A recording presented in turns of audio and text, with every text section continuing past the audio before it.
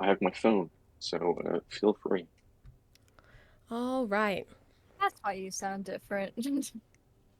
But yes, because I'm using AirPods. I just thought your mic really sucked. When- No, my mic always sucks. that is true. That is very true. It's Like okay. more than usual.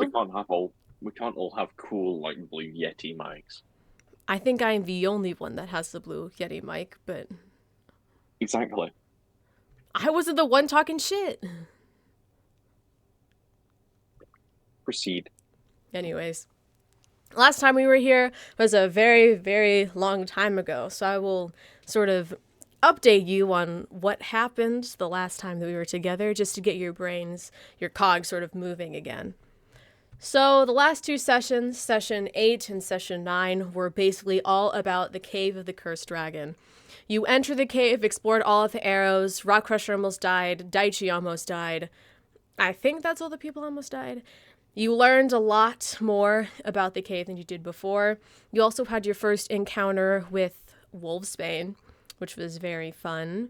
Wasn't really that difficult of a fight, but still sort of like a, ooh, he does exist. He does exist. And the very last session that we were in ended in Jinx and Wolfsbane running away. This creature named Cinderburn, who is the Ironblade Bakuzo, as you know now, sort of became quote-unquote active for the first time, and it seems to be affecting Sizu a lot, as she's sort of feverish, constantly in pain. Nothing is really helping it, but she seems like this isn't her first rodeo. So coming back in, it is the morning after your very deep battle, sort of just taking a bit of time to rest before you start your journey back. Is there anything else you'd like to do in this beautiful cave of the Cursed Dragon before you leave? It's been so long. Oh, fuck. Yeah, no, wait, You guys went into hibernation. So long. I slept for so fucking long. It's been like almost a month. Oh. I think it has been a month, actually. Yeah, when was the last session, actually? I don't that being know said, shit. I am glad you did cancel the last session because I was staying in a tent at the time, and I would have felt bad saying I couldn't make it. So I'm glad you cancelled it. Well, this is okay. This is what I remember. I- This is here in general. I put everything. oh boy.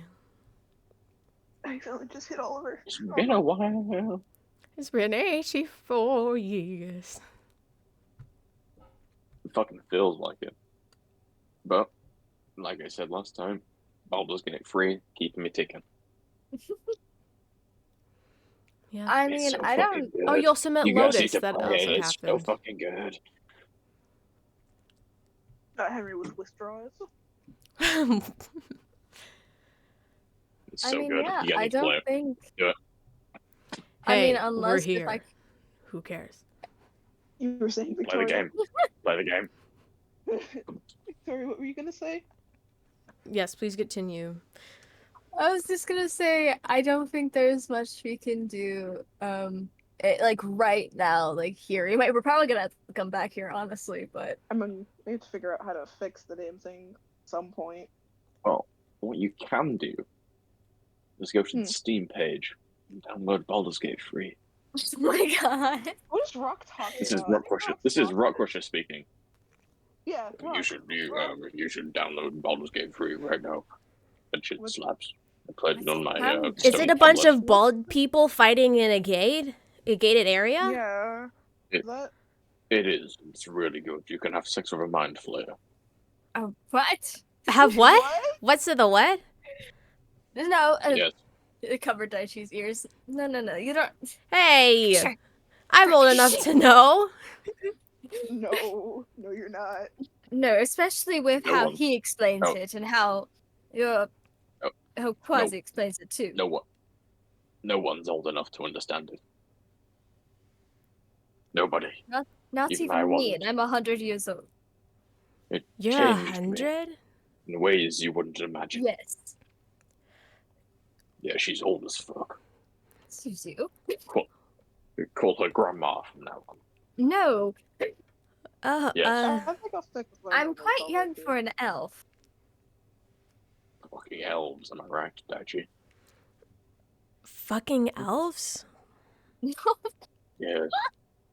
Well, Okay, why don't we was- plan out our next move? I don't think we want to stay in this place much longer. So, what are we thinking? Yes, I think we need to start moving forward and hopefully find a way to either fix that or fix you.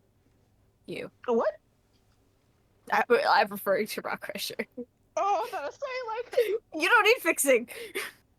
I know I was gonna be like, damn, coming at me for some reason. No. Because you were speaking to me and I was like, you didn't mention anything of Rock Crusher. I was like, we're talking. Are you talking to me? Sorry, I referred to him on my screen. Gestured. Lovely. Gesturing to know where no one can see you. Okay.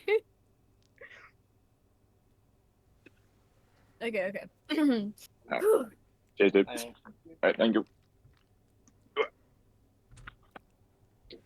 I got pizza. Good for Okay. you. Good for you. Question, Claire. Yes. The front area is kind of toppled over. Has our friend made any headway? The one that was digging? He's made a dent. Can't really see through the other side because it does seem like he's still sort of bleeding. He might have gotten hit in something vital that's causing him to sort of have mobility struggles, we could say. Ability issues. Sure. Yeah. Nah, skill issues. Skill issues. Virgin's just gonna go over and like pat him on the shoulder. I was like, you can stop. And then look to Rock Crusher and like, so how the fuck are we getting out of here? I don't fucking know. Rafe Besides teleporting. looks at the wall and then she sort of gets up to you and then puts a hand in your chest and sort of like pushes you back towards the wall. Not the opening, a wall out of the way. And then she picks up this very frail guard from under the shoulders with very ease and sort of tosses him to the side as well. And she steps a good ways away from this wall buried in rocks. You see her crack her neck with this very unappealing crack that kind of sounds like she's broken something. And then she takes a deep breath. And then she charges towards the wall. And within a split second, you see her, then you don't see her. And you hear an explosion, and the rocks are gone. Basically in almost a puff of smoke. And then she sort of just turns back and wipes the debris off of her shoulders and then just gives you a nod because she tries to give you a thumbs up, but she doesn't have thumbs. So she gives you a nod. I can imagine she goes to do a thumbs up, she just does a fist, and she's like, wait. Yeah, that's kind of exactly what she does. You wish you could do what we do. A clap. Open. Eye open. Very golf impressive. clap. Well, that answers one of my questions. Alright, let's start going before something else happens. Okay. You do see that Sizu has come out of this small little secluded area that she was in last night. She seems better, but she's still sort of hunched over and sort of trying to crutch the pain sort of way, and she's a little bit wobbly while she walks, and she still has that heavy breathing from being in pain. So she's still not good, but she's definitely moving around now. Right. Sure.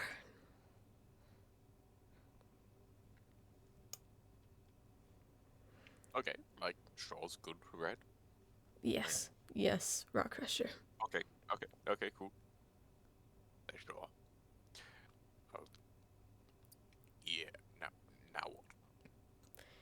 See, they're sure, we're sure, everyone's sure. Let's start heading out. We're going to need to find a way to fix that so that we can fix your little issue.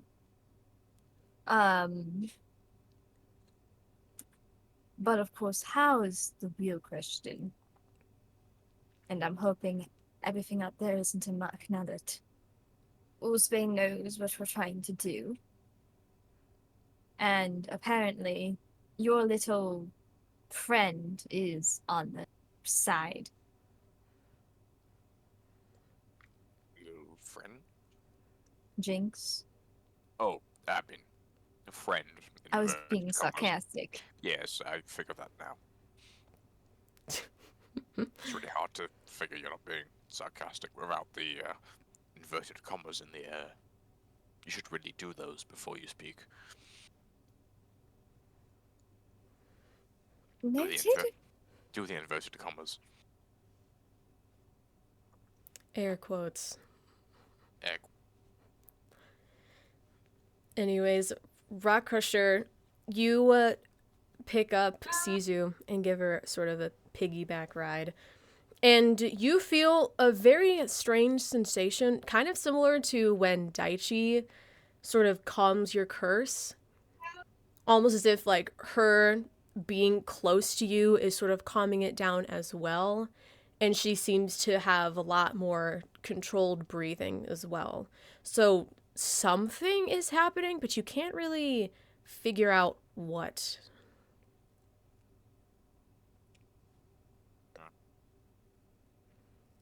I'm not gonna say anything. Just interesting. Yeah, but it seems as soon as her body weight is off of herself, she sort of just like pops her head onto one of your shoulders and almost instantly falls asleep again. They said we weren't gonna be married. Poor thing. I hope she's not dying. That would be bad. Likewise, Daichi. I'll take the lead since I'm pretty sure you don't want to be jumped while you're holding Sizu. Probably not. Alright. Follow me. I Okay. will follow her. Now I'll be nice. Oh, I want to actually get to things, so we will actually fast travel this time. Hooray. Yay! miracle. Good. We're so I fucking can't. quick. We're so fucking quick. Yeah. It Or, like, still takes walking. the same amount of time. I'm just not going to explain that time. Because it's a lot of time. So about a day travel. It's a lot faster now that you know where you're going, generally speaking. You make your way out of the cave of the cursed dragon and out of the caves entirely, making your way through the open areas of Zatharax. However, in the few days that you've been gone, it seems a lot has changed. The odd riot about Rock Crusher has turned into full mobs of people actively looking for him. They have lit torches and massive amounts of weapons and armor.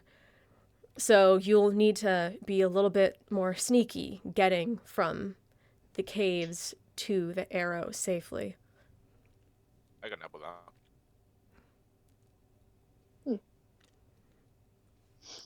I will cast Pass Around and Trace. You'll get a +10 to your stealth.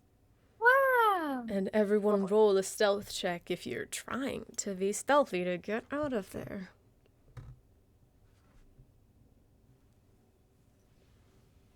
I'm debating.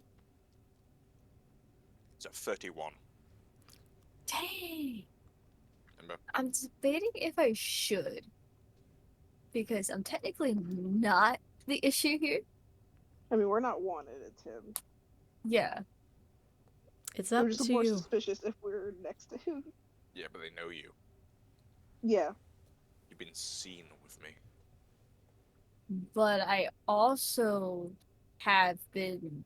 was seen lugging 29. you around True. You want to risk it? as a prisoner. So I mean, I You want to might risk not be it? Go for it. that bad. You want to risk it? Go for I it. don't, Not my choice. Not my choice. I don't know.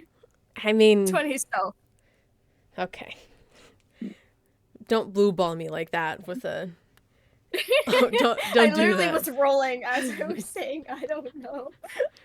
Bitch, I might. Otto. I said I got 29. Oh, okay. You are all good. Surprisingly, Rock Crusher is the stealthiest out of all of you, even though he has someone sleeping on his back. Oh, I forgot to roll for our favorite NPCs. Hold on. Yeah, hold up. All with a +10. On top of their regular rolls. Okay, yeah, they're fine. I will say to keep you updated on the people you're with, you are with obviously Sizu, Daichi, Wraith, and this new Lotus character that you sort of tacked on right before the fight. Yep. So you make it past all of these crowds, and sort of you have to get closer to the commotion to get away from it. But getting closer to this commotion, you can hear sort of the uproar from the city. All of it is from male voices, with lit torches and weapons being thrown around in protest. They're chanting things like, "Kill the monster!" and "He's ruining our city!" One of them chants louder, screaming over all of the others, saying, "He's gone and poisoned all of the women! Ever since he's gotten here, all of the women are lashing out and refusing to do their roles!" But you don't really have enough time to... For real? You don't really have enough time to stick around to see any of the rest of it, so you make your way back to the unmarked shack and back into the Arrow.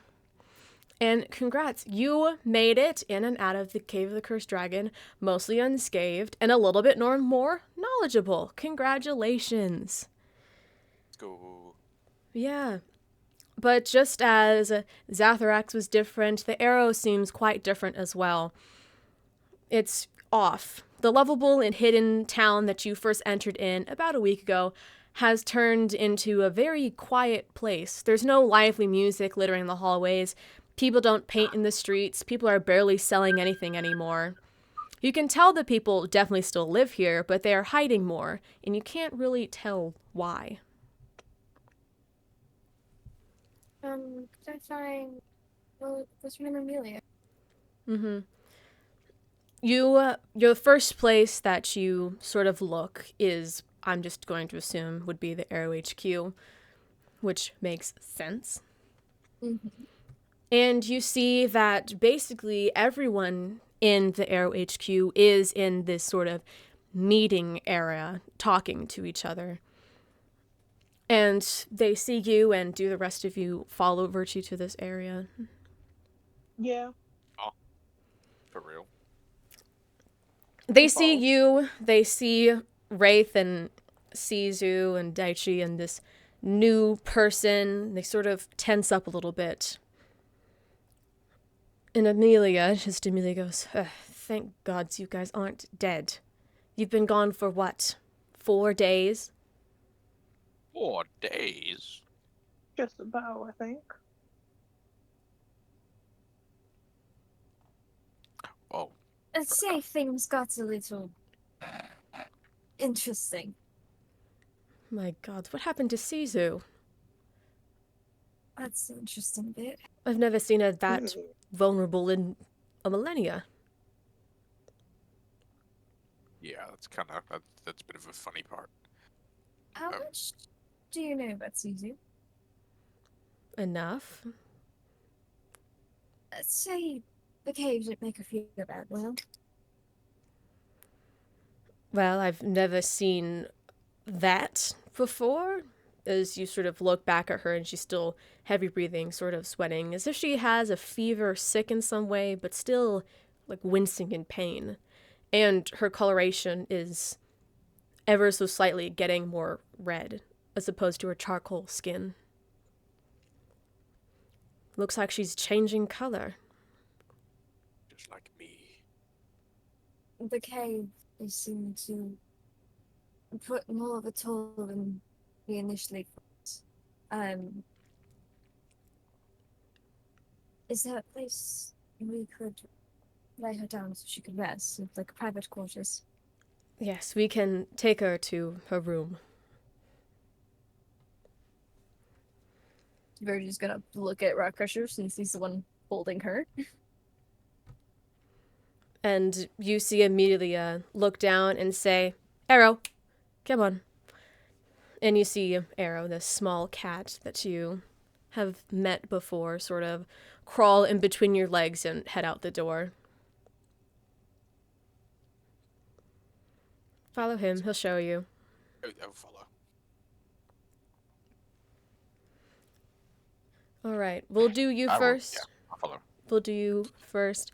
You follow Arrow down the a lot more barren and it even looks a bit more dark hallways of the Arrow until you reach this sort of housing area that kind of looked similar to the underground, just not to as big of an extent. Sort of holes in the walls. They do have doors of just small living areas. And you open the door that Arrow scratches on. And in this room, it seems as if it's completely bare with nothing in it. But you do see some things poking out from under her bed, as if something was up, but it was stuffed under. All of it was stuffed under. There's literally just a bed, not even a frame, and that's it. I'm gonna look under the fucking bed. You look under the bed and you see portraits of Quasi-Bo, but they're all scratched out, either with talons or with a weapon. Yeah, that's pretty normal. I'll put him back. Is there anything else in the room? No, there's nothing in the room. It almost looks like a prison cell, how little shit there is in here.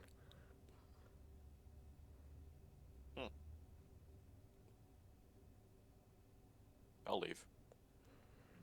Okay, you put Sizu on the bed and you leave. Oh, yeah, of course, yeah. Just go into the room to see it and Yeah. leave. Yeah, take Celie with you. Gently lay her down. Yes.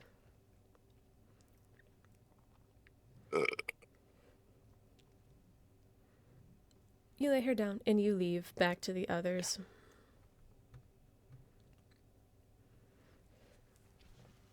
Wow, that was so cool. Yes, it was. Sorry, I meant to do that in a Rock Crusher voice. Mm-hmm. Wow, that was so cool. What are you guys doing? Well, it is actually perfect timing that you all have decided to finally show your faces again, because we have received an invitation from the House of Praes. Oh. No idea what that is, but it doesn't sound good. Yeah. Well, they are a very, very powerful house in this city. Having them as allies would be great. They're one of the closest families to the Ashfords, and they're actually the only ancient family still in Zathrax. They know so much more than any of the other people in this city. And I don't think you really have a choice, seeing as the way this letter is written. What does the letter say? Yeah, what's the letter say? Here, let me send it to you all. What? If my Discord will load.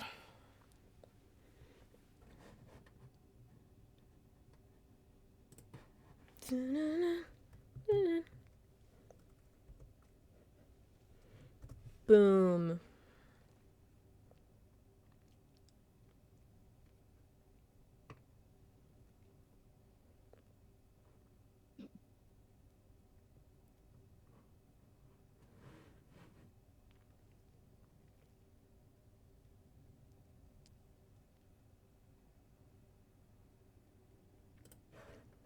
What the fuck? Oh, ain't god seen- damn it, Claire. I ain't seeing shit.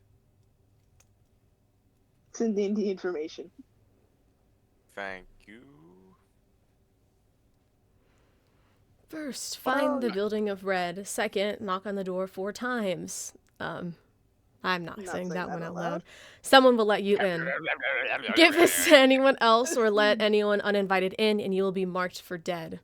List for entry: Virtue Amar, Irax Sadar, Otto Smith, Daichi Mocha, and Lotus Laya.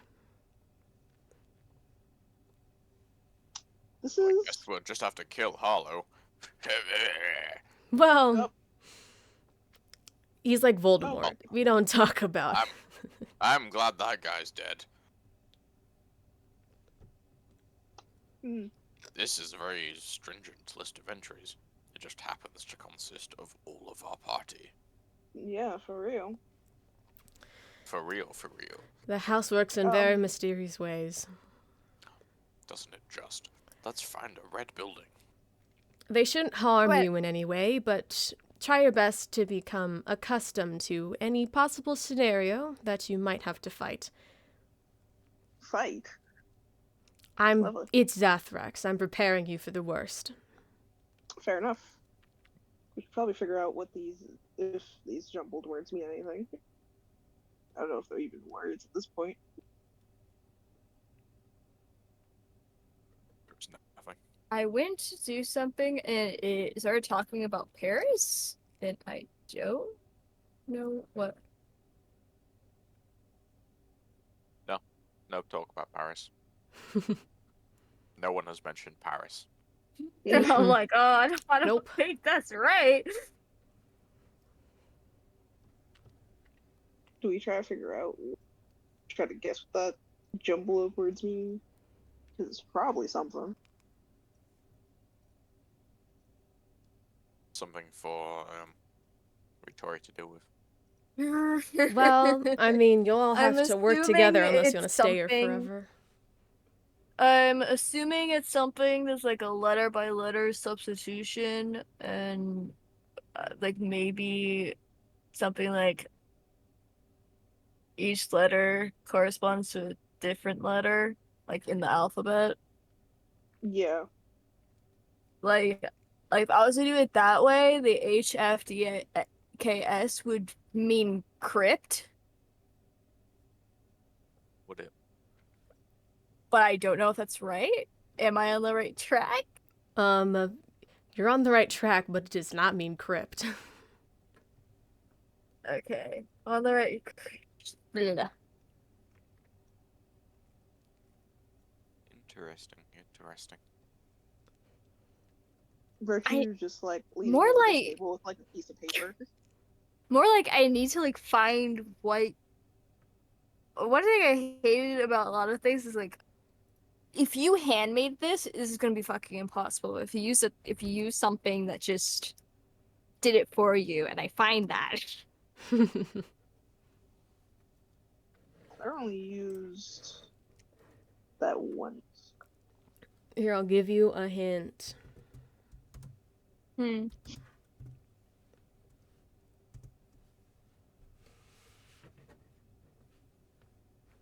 Ooh. U equal A. Alright, Virtue, do your work. I thought that Q was A. I was like, that Q is by itself. It could be an A.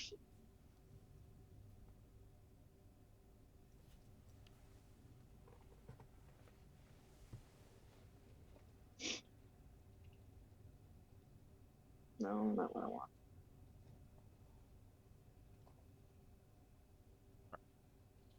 I'll let you guys figure that one out. I'm gonna put this leftover pizza in the fridge.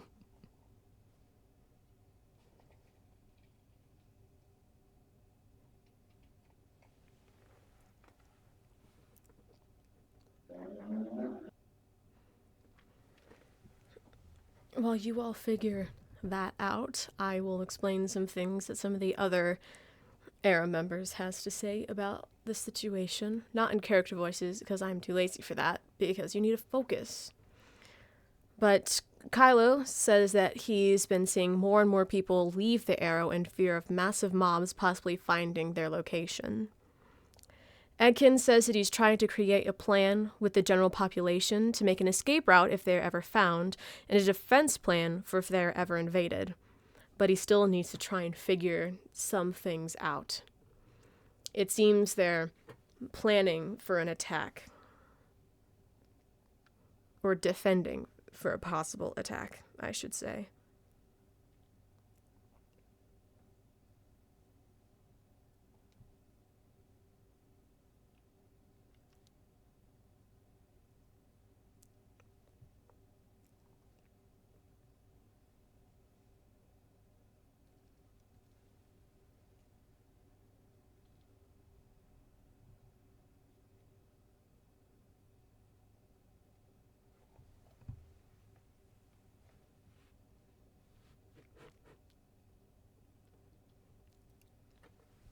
I believe in you.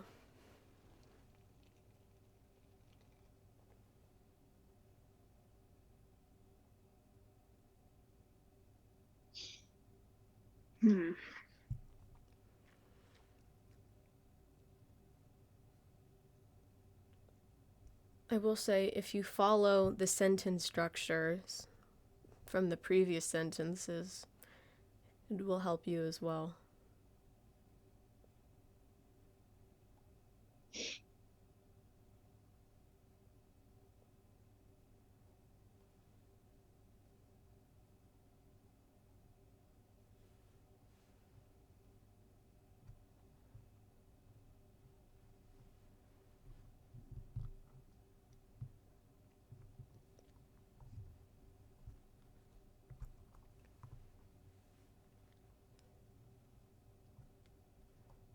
I feel like I should pull up some Jeopardy music. Maybe I'll do it myself. Do, do, do, do, do, do, do.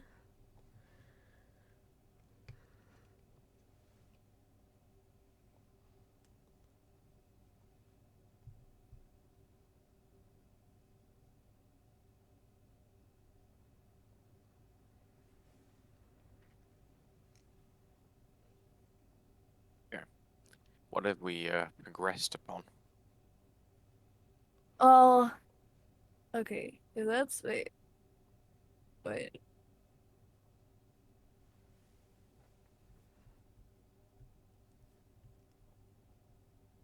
I'm just casually putting some of my small notes in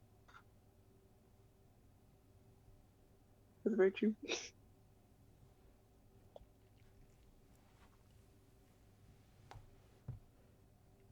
Oh, I have no idea.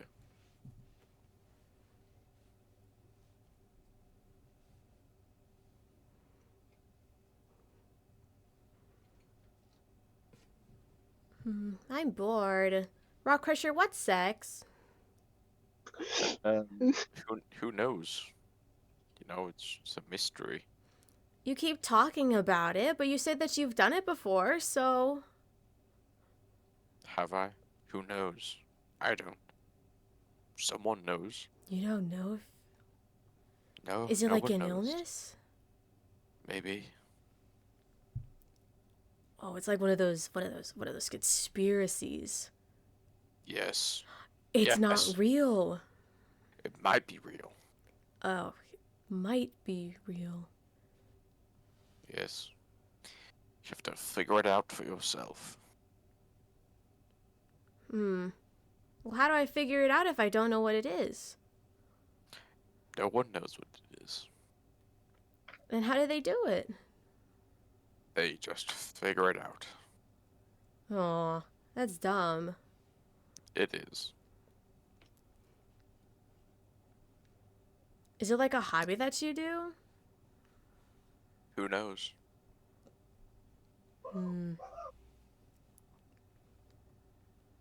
Maybe. I don't know. Well, I've heard people use like the word fuck and the word sex together. Are those like the same thing? Who knows? Maybe. Who you asking? Huh? I'm asking you. No, you're not. Shut up, child. Disappear. I I'm don't know if that's how gonna- it works. I am gonna cast disguise self and turn myself into virtue, and try and mix myself up with them. I don't. What? Or just like looks up from like the paper, and I was just like, "What the fuck are you doing?" Whoa, where did he go? Oh, I got so close to figuring it out. Oh my god, there's 2 virtues.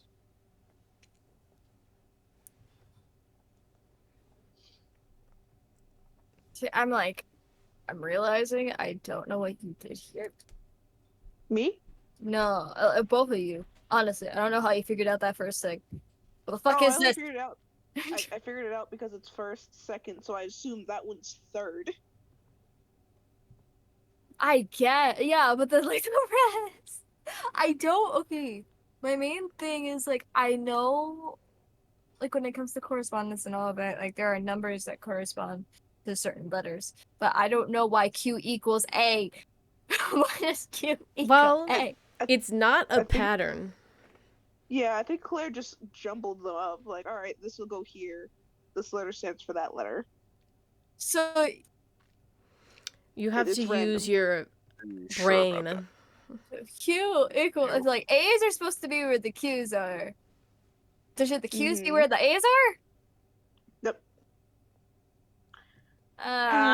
Okay. I'm gonna explain it to you really quickly, Victoria. I'm getting it. I'm getting it. letters I are don't not- like it. The letters are not swapped. Each letter corresponds with a different letter. So Q most likely is for another letter. Q is A. A most likely stands for another letter, and etc. You get it now? I'm gonna need another Advil. It's the first thing I learned how to do in my computer science class. Yeah, same. Oh, I need to take computer science. I wanted to. I didn't.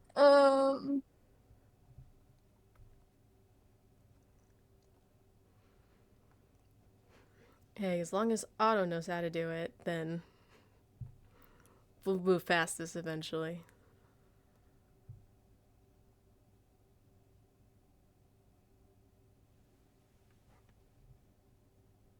It's gonna take me a bit, but I feel like if we just could solve for whatever the fuck B is, we could start getting somewhere. Because there's a lot of B's. There's a lot of B's and a lot of L's. Okay, to make this a little easier, give me a sec. I might do this by hand. It's gonna be a bitch. R is L R and is V E Give me a sec. because there's Q L V. And a three letter word that starts with A is R. So what if L is R and V is E?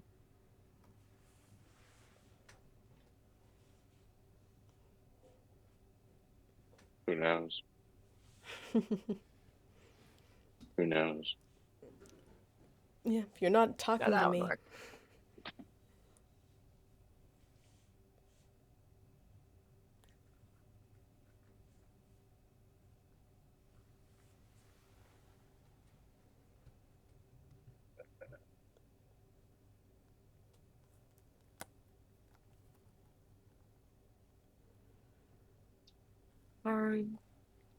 If we're gonna put that as R. I'm gonna say like, what if? Okay, here's my Mhm. thing. What if this? Hold on. I'm not talking to you. I have to think. Oh,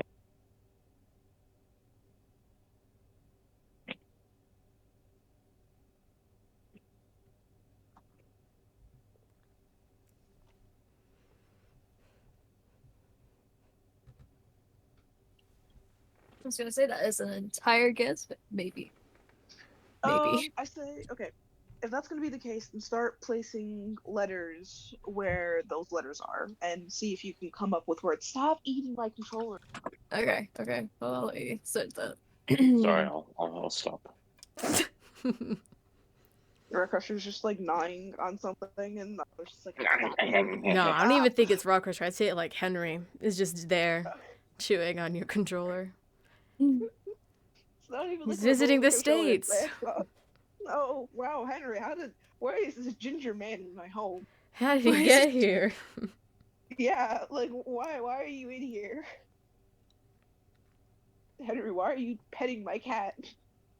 Leave my cat alone. Why wouldn't you pet a cat? Hey, if you break into someone's house, the least you can do is like pet their dog or pet their animal. I'm surprised Henry didn't go straight for the ferrets. Well, not everyone sees a ferret in everyone's house, but they do see cats.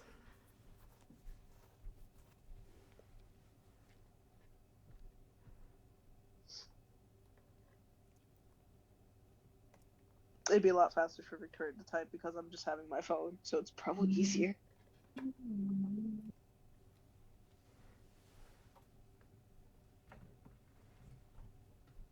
Is there a D in this?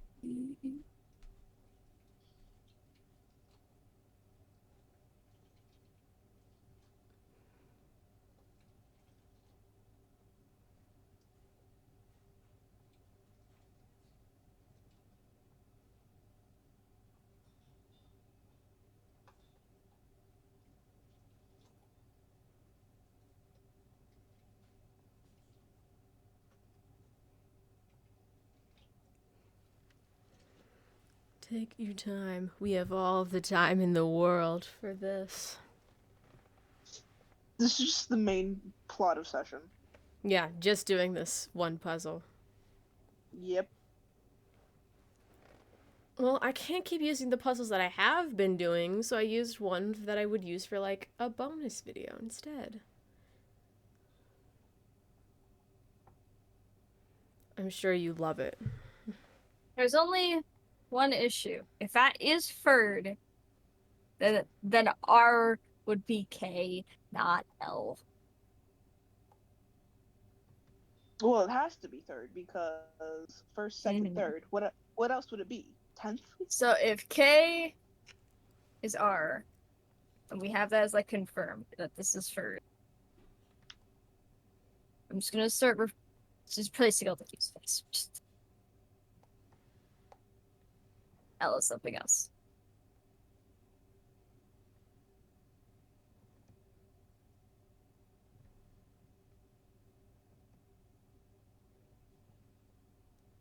What other three little words start with A? That is a really good question.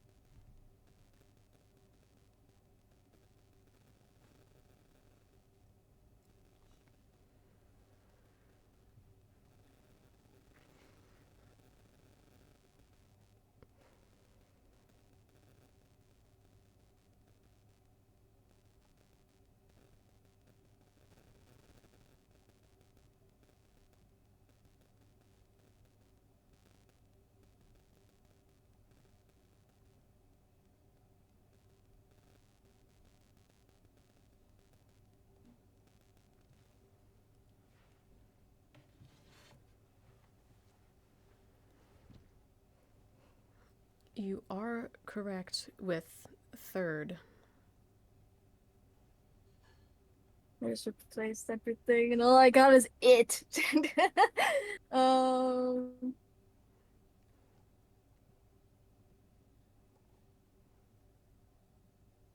What if L is is? It is. Maybe. Hold on. If L is S, then man. L is S, I'm gonna replace all these fucking L's. L. uh.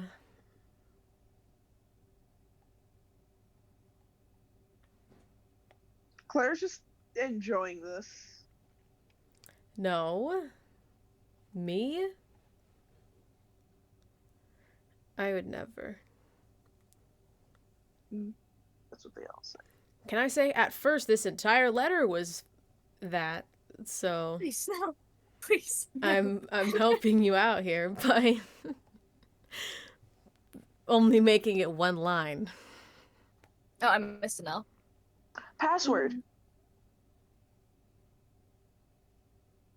Sorry, I'm the last one. It is. Password. It is.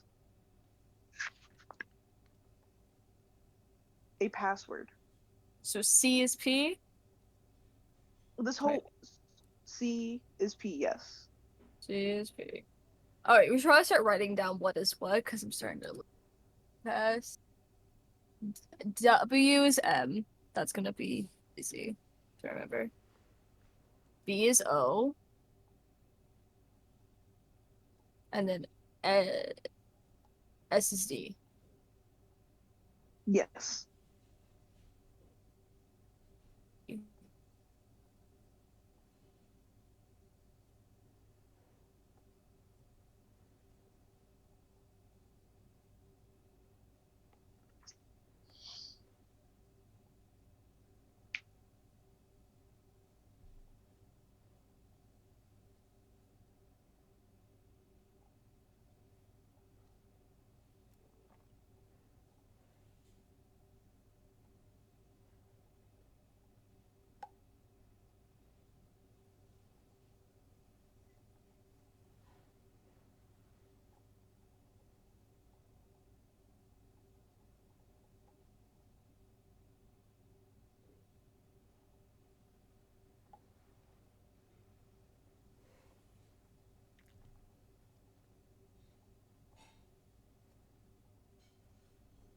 There's Will is Y L.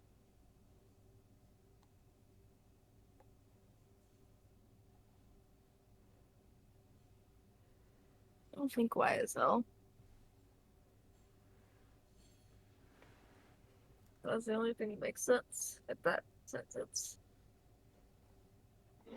What did I say B was again? B was O. Okay.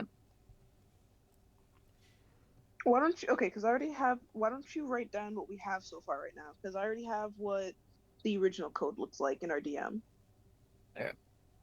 So rewrite the code. Yeah, there you go. Edit that.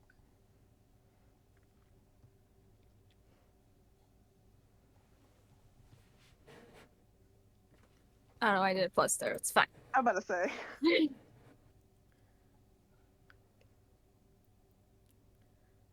Here, I'm gonna add a snippet so that all the fun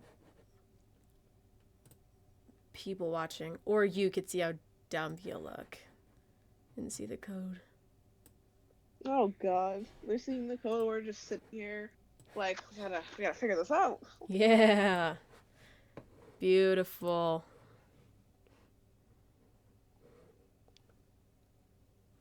Now imagine we had like a separate screen where it's just filming us just trying to figure out the code in DMs.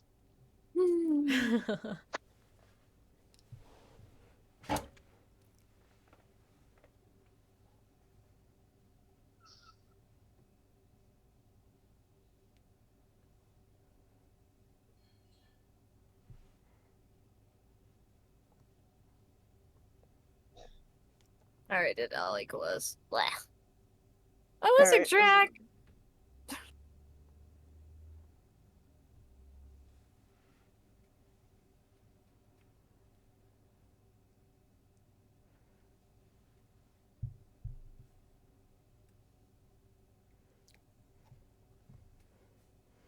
I want to give you guys like a motivational pep talk, but it'll just sound like I'm being condescending. So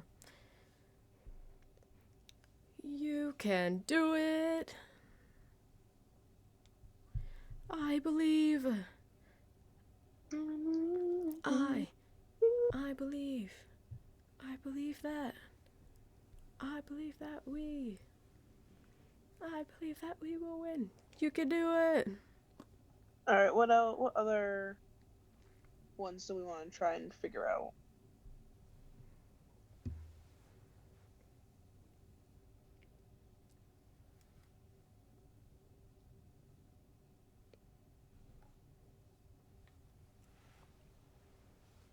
Someone will ask for a password. It is, oh my god.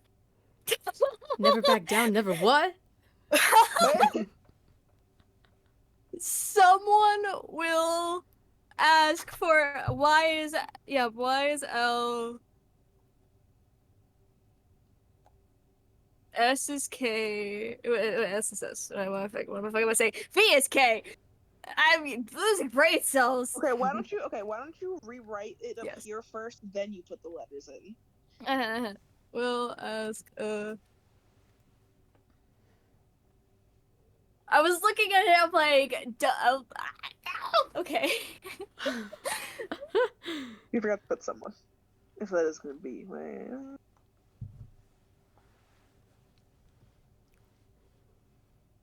For a password.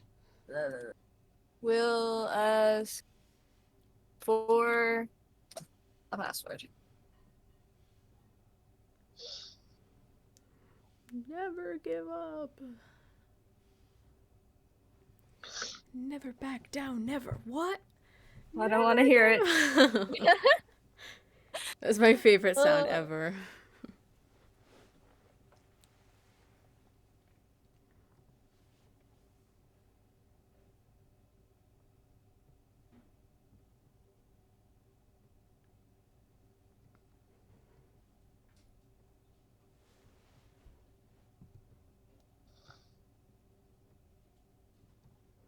There are a lot of J's. I wonder what those could be.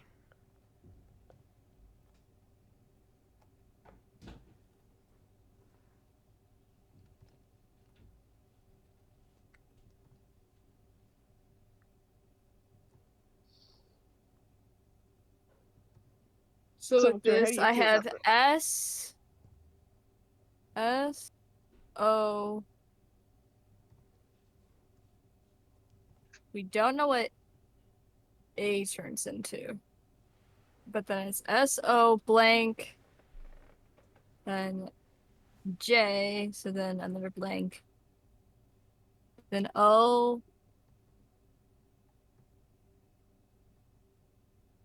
Did we figure out what G was? We didn't figure out what G was, then blank, J.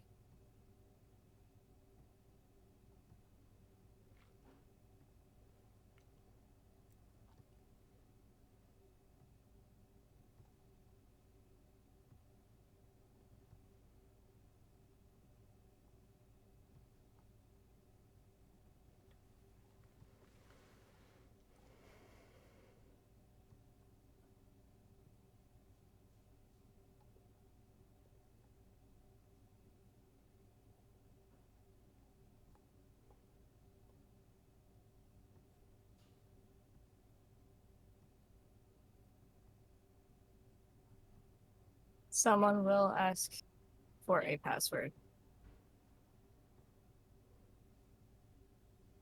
That'd mean A. Wait, that'd mean that equal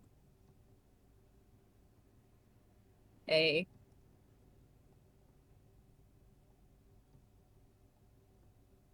J's E.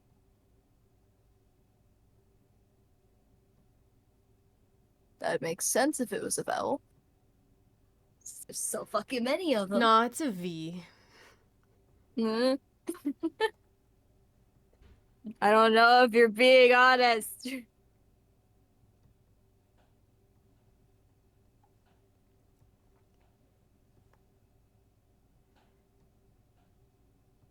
With this,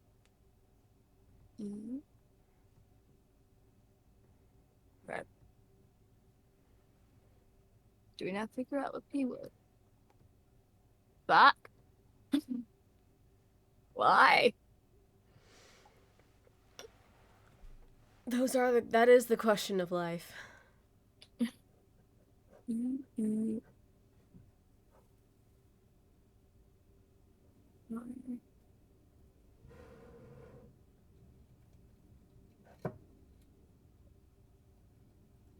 Didn't figure out what O was.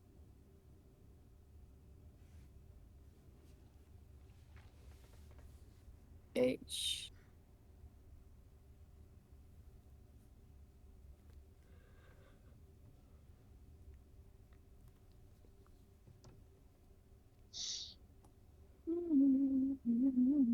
Everything. I think it's everything. Yep, yep. So G is N. And W is G. Eh. So everything.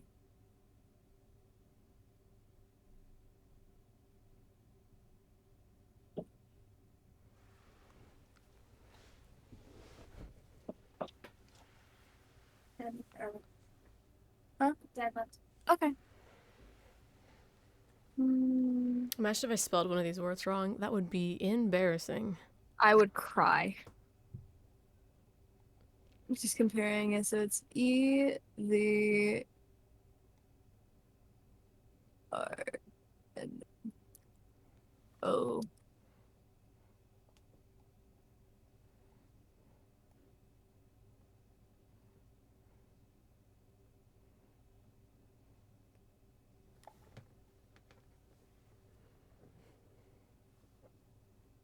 There you go. Needed someone to get me on the roll, and now I'm going. So everything. If it says dies, I'm going to be concerned. Yeah, it's saying dies as a but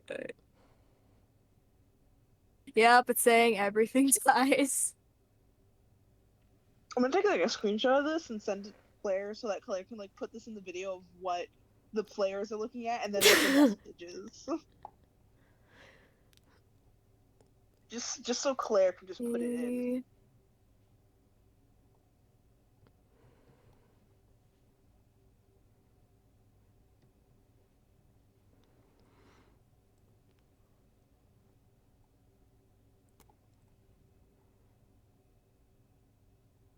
Even.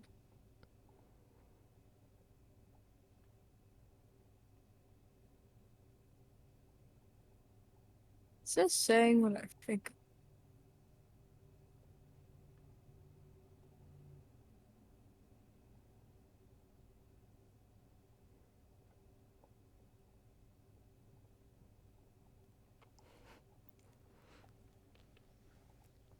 Get me all excited.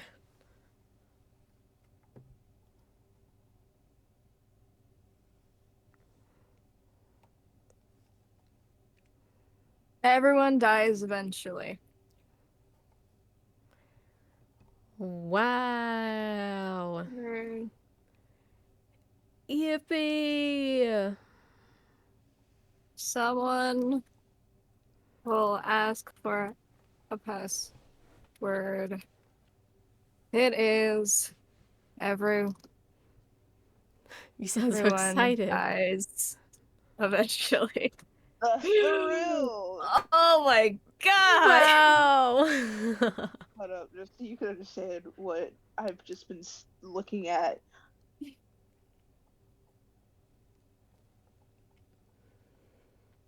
Before you screenshot it and send it. Don't worry, I took a screenshot before that happened. No, I didn't get that in the picture, I promise. There you go, people, just so you can understand what we just had to go through. I was like staring at it and like there's a W there. And I'm like, is it L? I'm like, is it L? And I was sitting there like There you go, Claire. someone will ask that. for a password. Oh my There you god. go, Claire. If you want to put that in the video of just what the players went through. uh I love you guys. You know that, right? Oh. I think Victoria's done. And we're not, session's not even close to over. So the letter says, first, find the red building.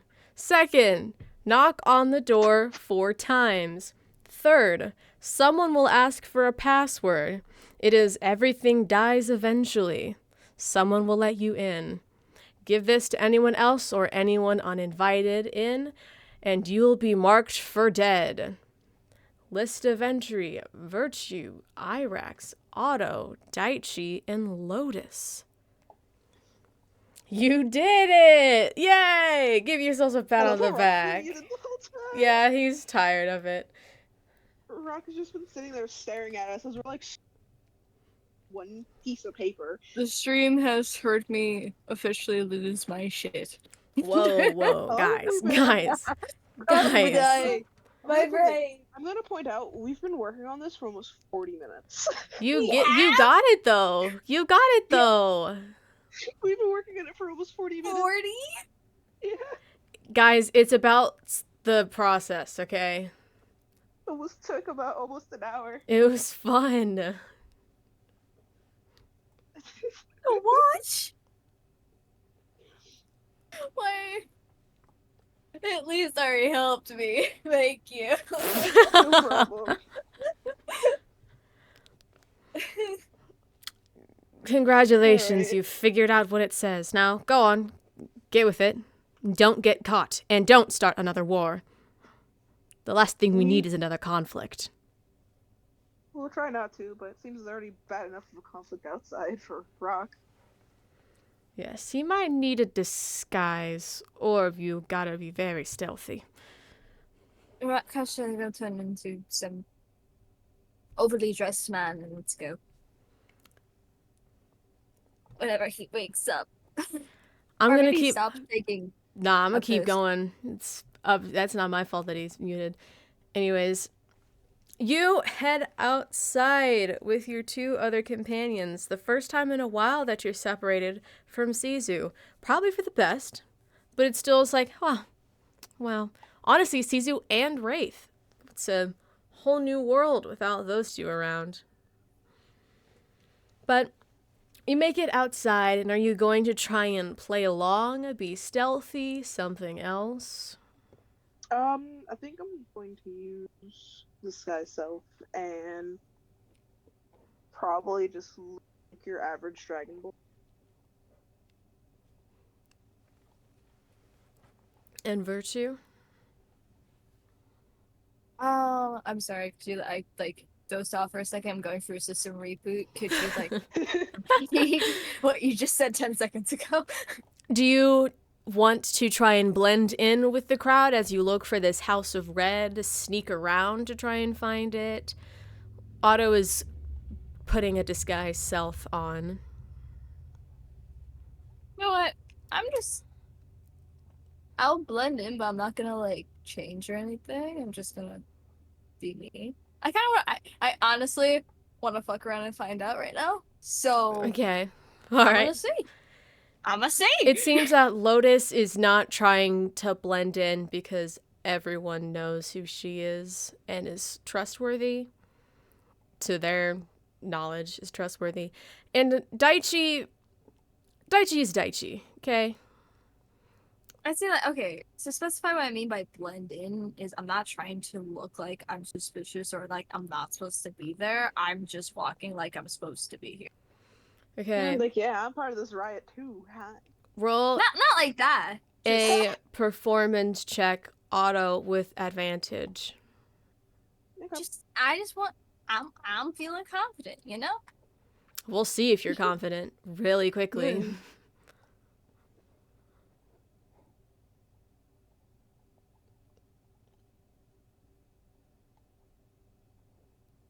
Look for my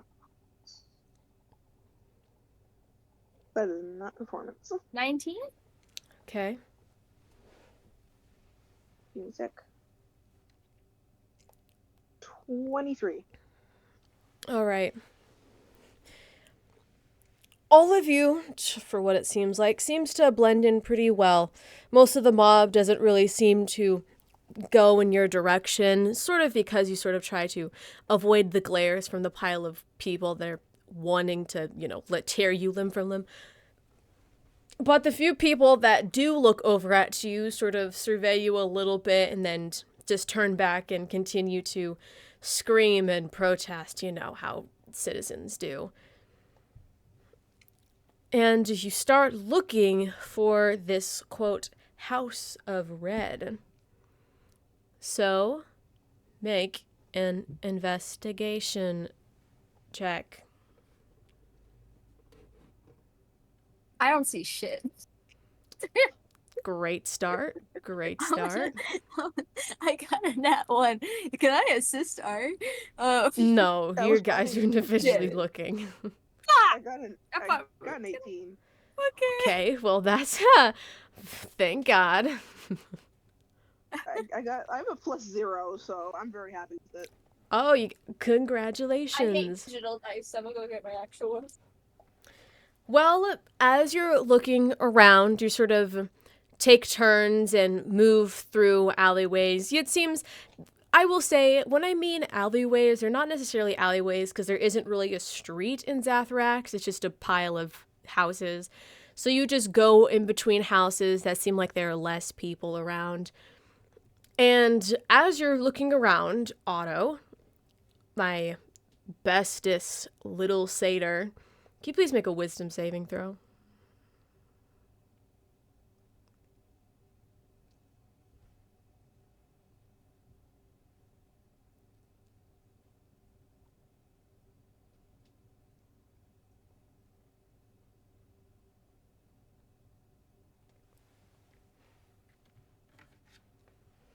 Silence is painful. Otto. I think I cut out horribly. I didn't hear anything. Oh no. You duck into an alleyway sort of just to survey the area a bit better without having to blend in. And can you make a wisdom saving throw? Yay. My favorite save. 26. You feel a massive wave of chills run down your back, but nothing else. You feel something wet travel down your face, and so you wipe away and you see this solid black tear, but you seem fine other than that. What the fuck? Do I see anything at all? Oh, Like when... don't you know it? Traveling farther down the quote-unquote streets of Zathrax, avoiding the glare or attention of the growing mob, you eventually make it to the higher-end parts of the city. The buildings are taller, more elegant over the city. There are more guards stationed everywhere, and very little to no woman anywhere. But the men gracefully walk through the streets, are covered in jewels and fancy suits that don't really fit into the lesser parts of the city. Instead of making your way to the capital, you head down an actually paved street of mansion-sized houses. Looking farther, you don't see any large mansions that are red.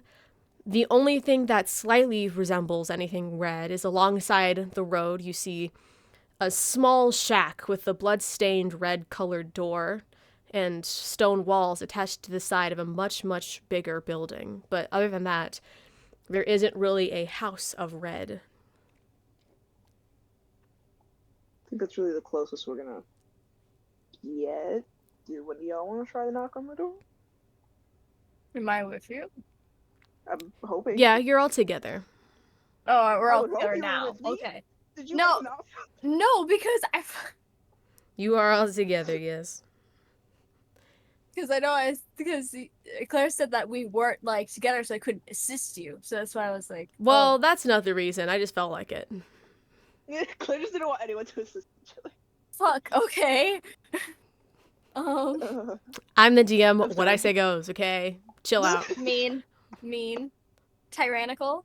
Whoa! Whoa, I now- could now kill we're your getting somewhere. character right now. Would you though?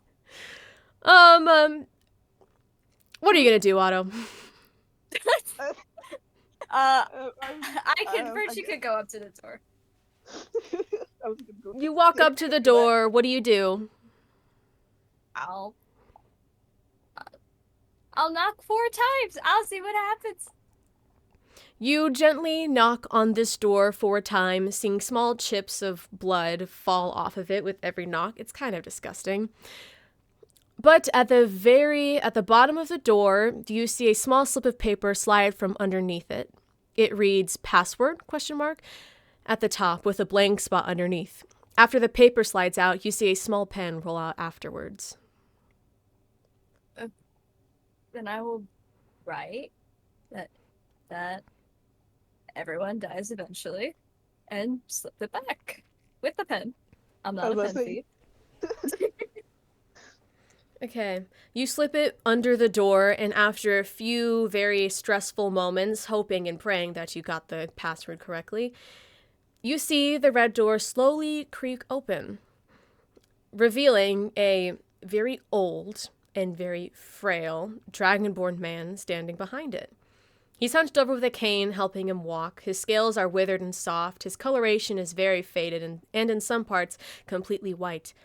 He opens the door and moves to the side to let you all enter without a word. Describing this shack a little bit before or after you enter, I don't care. There is a small couch with a rocking chair next to it, a table with a furnace sitting next to that, a few candles lighting the room, and really nothing else. There isn't even a bathroom or even a bed. Jeez. Do you enter? Yes. Yeah. After walking in, and probably when the door is closed, I'll drop disguise self. You enter, and everyone enters after you, and the old man waddles his way over to the walking chair. Please sit, young ones. A very uncharacteristically kind and soft voice calls for you to sit, though it seems like there are only options for 3 smaller-sized people to sit on the couch. All of you can barely fit inside the small shack it is, let alone sit down. So, it's really up to you of whether you want to or not. I'll sit out of politeness. So, I think I might be okay. I'll sit. I don't know if Rock can. He definitely Rock's cannot. unconscious on the floor. If he exists. I tried texting him. It's whatever. I really do not care, if you could tell. What are you fine young specimens doing here? We received an invitation. Ah, of course, for Praes Alphos. Now, what do you aim to gain from this experience? Everyone has their share. Please be honest. I want to give you the best advice on how to accomplish your goals while in the House of Praes.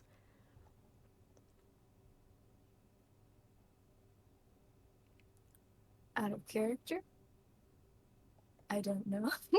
Yeah, out of character, I'm like thinking of like, do we spill what we've basically been doing this whole time, or do we be very vague about it? We could ask like why we got the invite in the first place, because Chloe? it was kind of out of blue.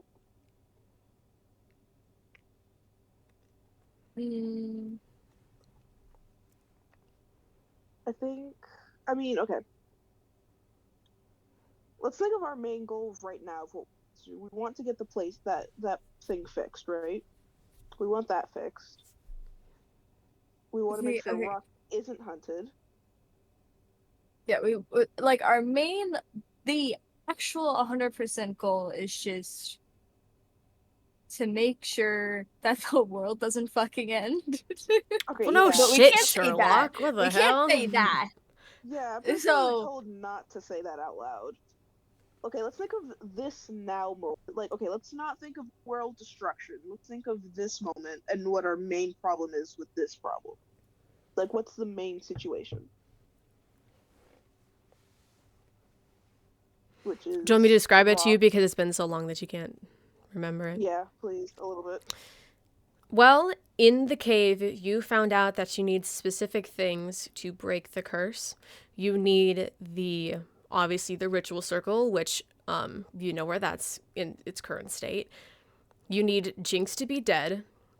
You need the Ironblade creature to be there to commence the ritual.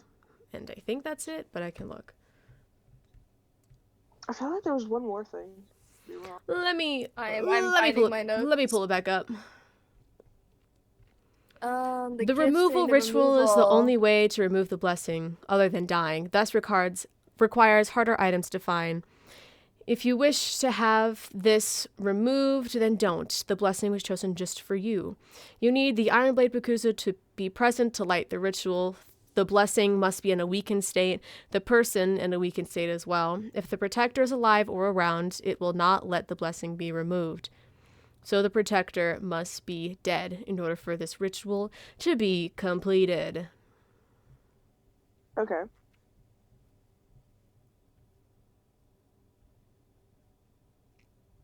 Okay. So, we need Jinx dead for sure. Circle needs to be fixed. Rock to be in a weak state, which from the looks of it, looking at Rock, he is unconscious. Let's hope it stays that way. To sum it up, we could just say to. I mean, is our goal really just to get it away from Rock Crusher, or are we trying to actually get rid of it? I mean, if we get rid of it, then Rock Crusher won't have moments where he could end up beating the shit out of us. Mm-hmm. And I think that's better than just, dulling it, I guess.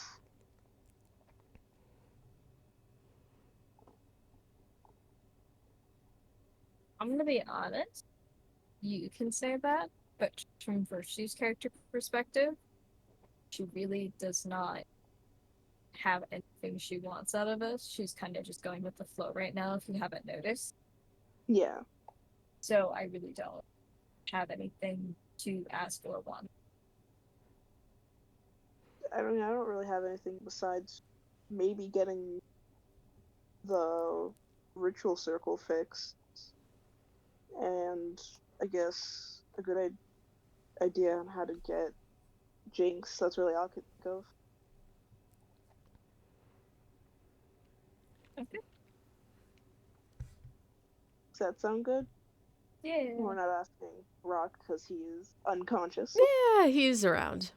We've been dragging him this whole time. We don't know how the hell we've been able to drag him, but It's we've just been Daichi. dragging it. She's been doing it for show.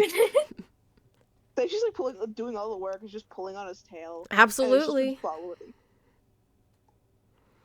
Well, Okay, what do you aim to gain from this experience? I guess it's help with fixing a ritual circle and dealing with a man named Jinx. I think that's all I can think of at the moment. Well, information like that won't be readily available to much, so the best thing that you could try to do is set up a meeting with King Althos. So, I'm sure that you'll have a great time doing that. Alright. Thank you. And one last thing. Anything that you learn here or gain from here will mark you as a target. Your tracks leading up to this point have been wiped for our safety, but what happens once you leave is completely beyond any of us. Do you understand? Okay. Yes. Do you? Of course. Great. The old man's soft eyes turned pitch black within an instant, with glowing green pupils staring at you. His body starts to glow, and all of the furniture around you begins to vibrate. The candles shake and snuff out under the pressure, and the table that they were on shakes and begins to move on its own, spiraling around the room, around you and the old man. The man stands tall, something that someone that old would never be able to do. He drops his walking stick. His body is engulfed in a glowing dark teal color, the same one as one of the candles that you took from the cave, Otto, just to let you know. The room around you becomes engulfed with this magical darkness that you cannot see through. Unless if you have magical darkness, which I don't know. No. I do. Okay. You can see through this darkness, and you see that the room itself isn't changing, but you all are actually moving. You're moving through the cave. You don't really know where you are because it just looks like rock around you, but you can tell that you're being transported somewhere else. Okay. When the shadow finally clears, you can see that you've been shifted from being in a very small, cramped shack in the middle of the supposed most elegant spot in the city, quotations, to being in a massive mansion. You're at the bottom of a giant grand staircase covered in luxurious furs, crystal chandeliers, golden-lined railings, and exotic flowers blooming left and right. It looks like there's no way to go left and right, but going up the grand staircase, you can see many floors filled with different things. It looks beautiful.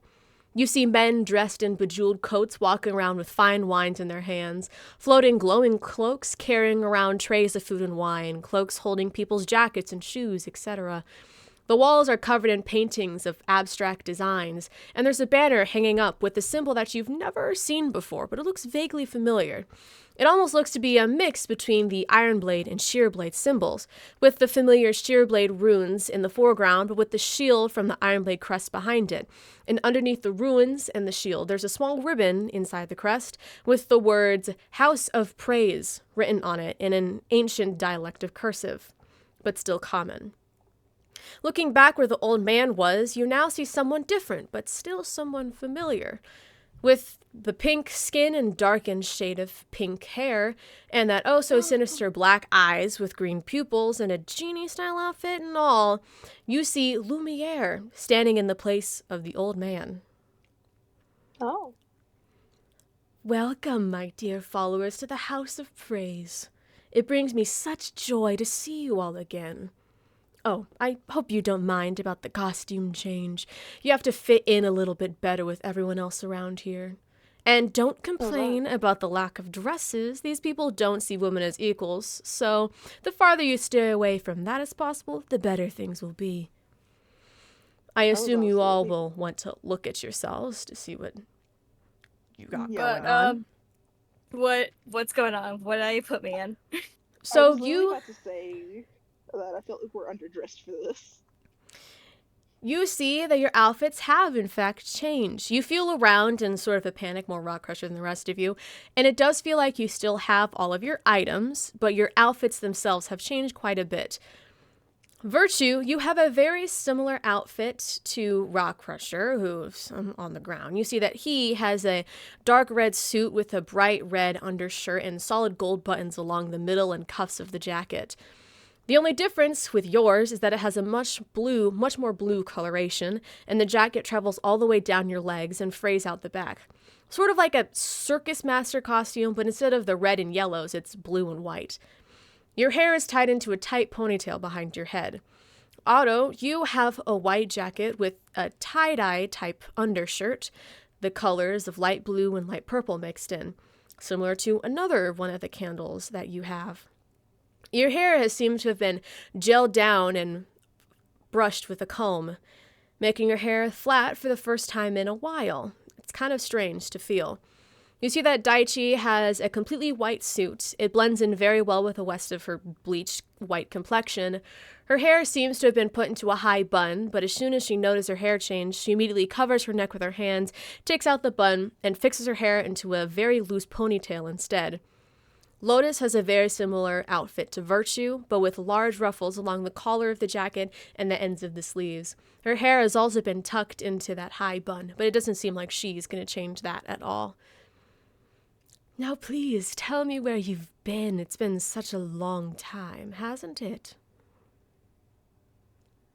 Very. We've been a little bit of everywhere, I think. Hard to say. Hmm. It's been a very rough ride, honestly. Isn't it always? Fair enough. You have all been invited to praise King Althus' birthday celebration. He offers many invitations to people all over the tribe and the Sheerblades as well to get their connections. But for you all, it seems that Father Sunseeker has wanted to get your attention for a while now. So this is the best time to do that. Oh. I wasn't expecting that. Why do they want our attention? Father Sunseeker has a history. We could say that. It'd be better if you heard it from him instead of me. Okay. I don't know better like that. I assure you, as long as you don't pose a threat, no one here will hurt you, especially Father Sunseeker. You could call him an old spirit, so to say. Just don't say it to his face. Noted. I will be your tour guide until the party begins. As you can see, as he gestures up to the air, we have a few levels that we need to see, and I'm sure you all would love to see all of it. I mean, it's Certainly. very nice. I'm sure I would. We have 6 floors. 5 higher than this. This is floor 1, even though there's not really anything going on here.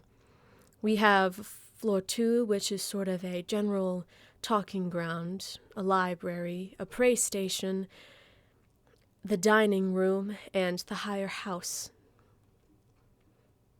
We'll go floor by floor, just for you.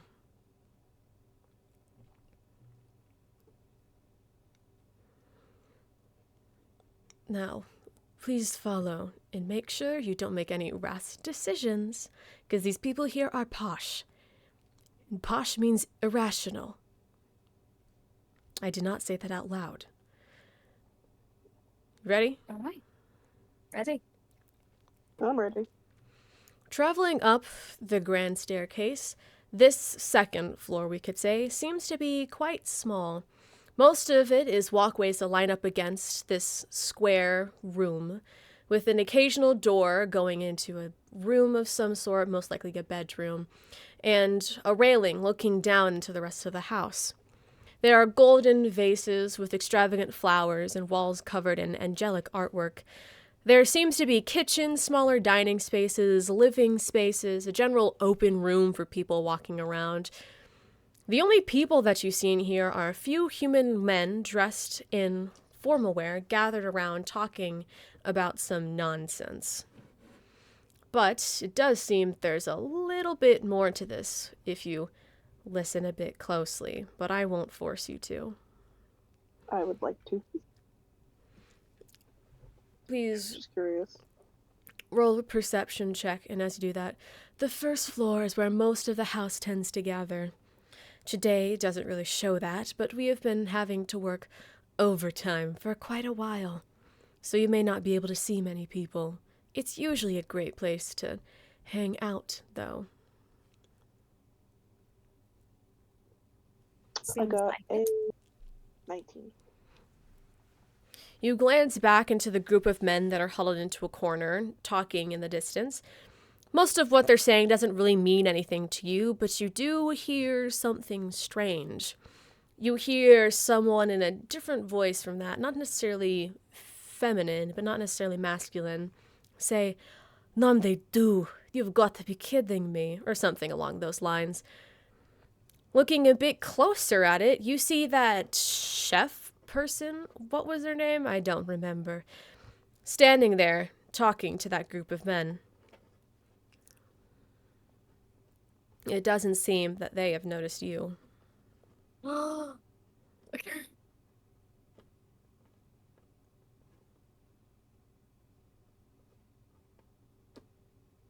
I'm just trying to think. Can you repeat what was said? Because I couldn't hear you because of the thick accent. It was very hard to understand. That's not my problem. That's how she talks. Fair enough. Continue. Do you want to go travel around the space, or shall we travel a floor up?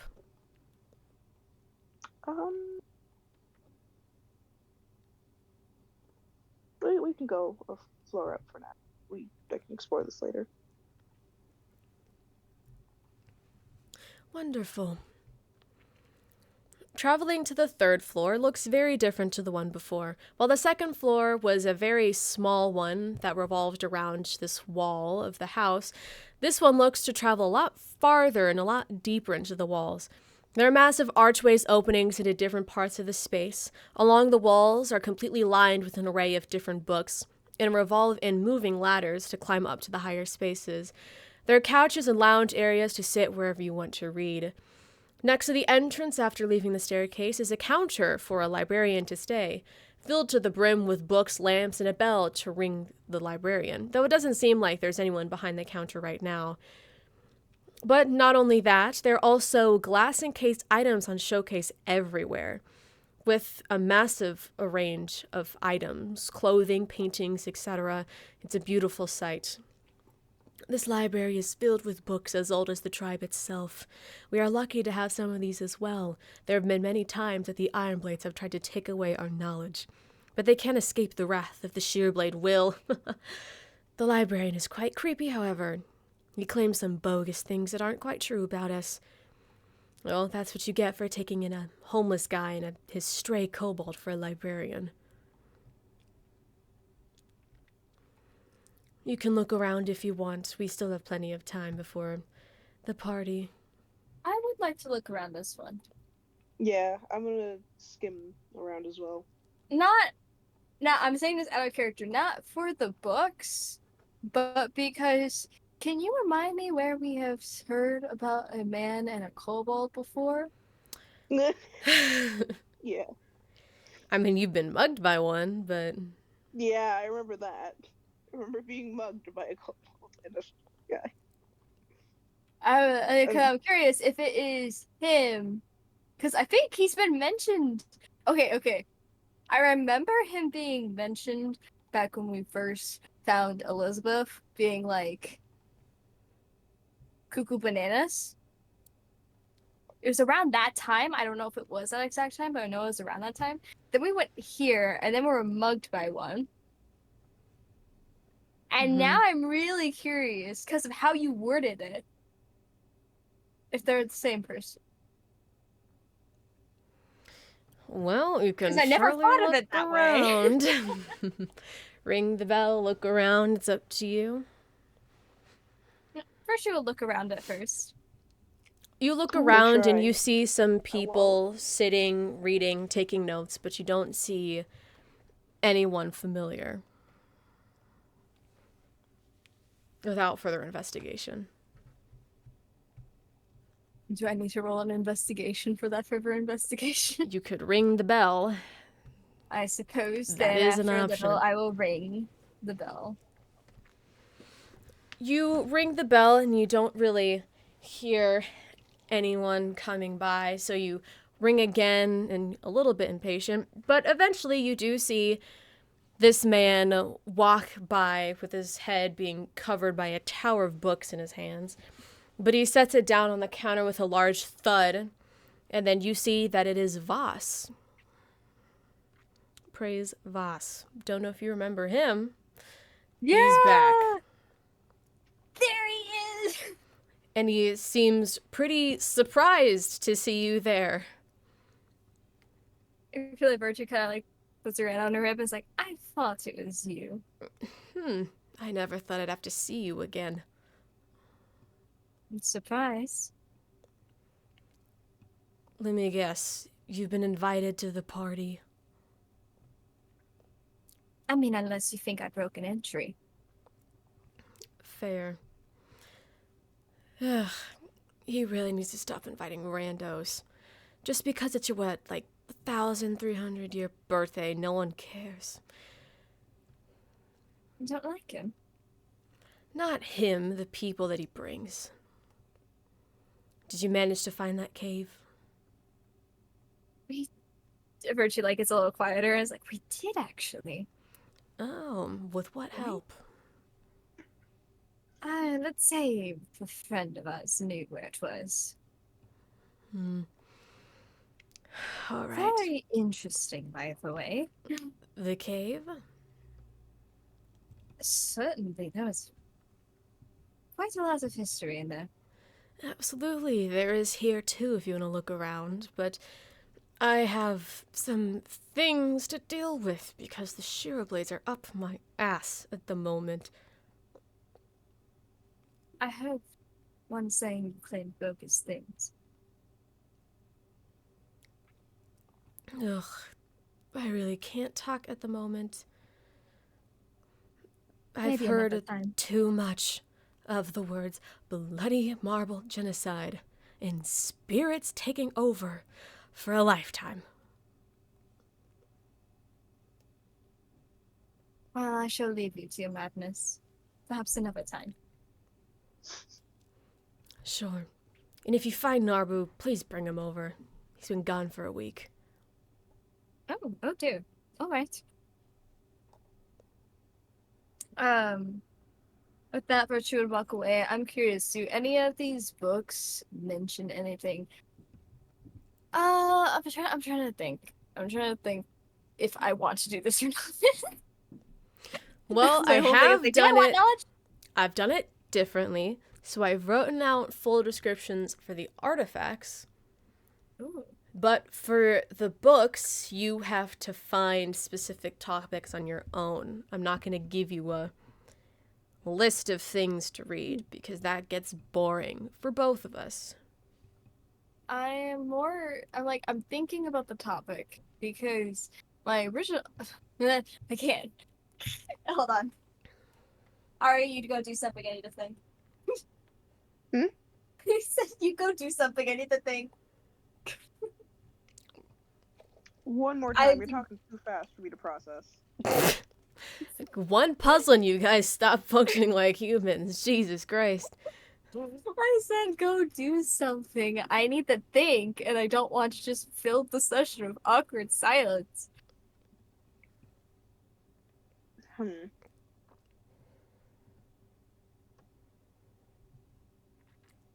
honestly don't know what to tell you. Useless. Useless, Ari. Nah, we don't know it's useless. You thought you were gonna be, oh, is the A and the Q swapped? I was theorizing. I wasn't sure what it was yet. I didn't say I didn't appreciate it. Damn, I faked you. Do you want me to handhold you a little bit? Because I don't like how you worded that. I'm just taking my children to the stuff that would probably be useful to see instead of you just wandering aimlessly. I'll look at the artifacts. Okay. Because you said you had artifacts. I do have artifacts. There are a few of them. I don't want to count how many. So I'm just going to start reading them out, and you tell me which ones you want a deeper thing on. Okay. You see something titled Father Sunseeker's Bandana. It looks like to be a tattered and torn white bandana with faded gold along the edges and framed in a glass picture frame along the wall. There is the first Empress's nightgown, a burnt and ripped up apart light blue nightgown that lays on a mannequin inside of a glass box. Some of the dress has fallen off and now lays on the bottom of the box. Praes King Althos's baby blanket, inside the glass case, bolted to a table, is a very small blanket. It's not anything that you've seen either. It's made of cotton in a very old and meshed together way. There's the first Empress and Quasibo's letters, framed letters hung up on the wall. The paper is old and torn. The cursive is very thick and a dialect very ancient. So while it is still in common, you can barely read out what it says, sort of like a Shakespearean sonnet in real-world situations. There is Lorax Sadar's jewelry, Golden necklaces, bands, bracelets, rings, and horn rings, all laid out on a table with a glass case covering them. Each piece of the jewelry have gemstones and variation, different shapes and sizes, but they all seem to have the same translucent gray color that changes into every color of the rainbow when you look at it in a different direction. And then there is Bakuzo memorabilia. Hung up on a wall on hooks, keeping them upright, are 3 different things. One is a crystal white-colored long whisper with a crystal circular-shaped ball placed in different sections of the whisker. Another is a bright orange spike as long as your arm, and the last is a gray, massive gray talon as big as your head. And finally, there's Warthrak Sadar's sword. Half of a sword being set up by a medal. This sword is an obsidian black color with faint dried blood stained onto the side of it. There's only half of the sword there. It's broken in half by something very powerful, power enough to grip an entire sharp sword in its hand and crush it. Is there anything you want to hear more detailed?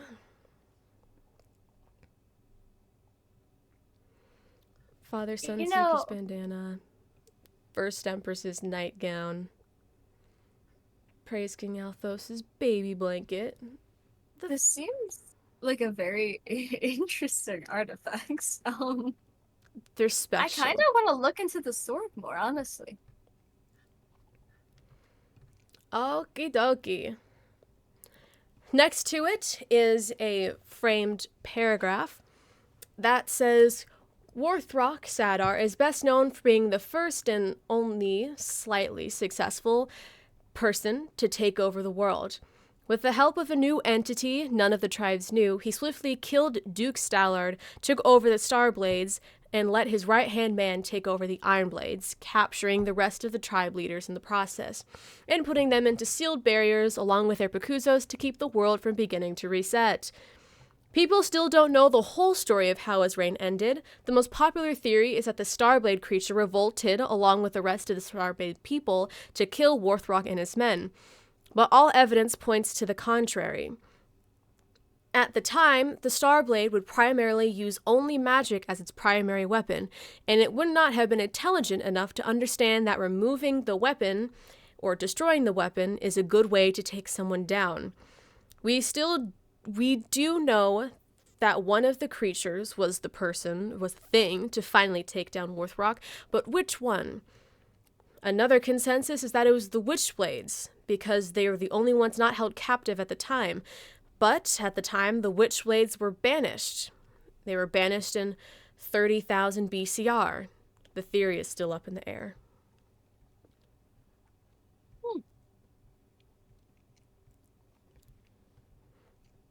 Anything else?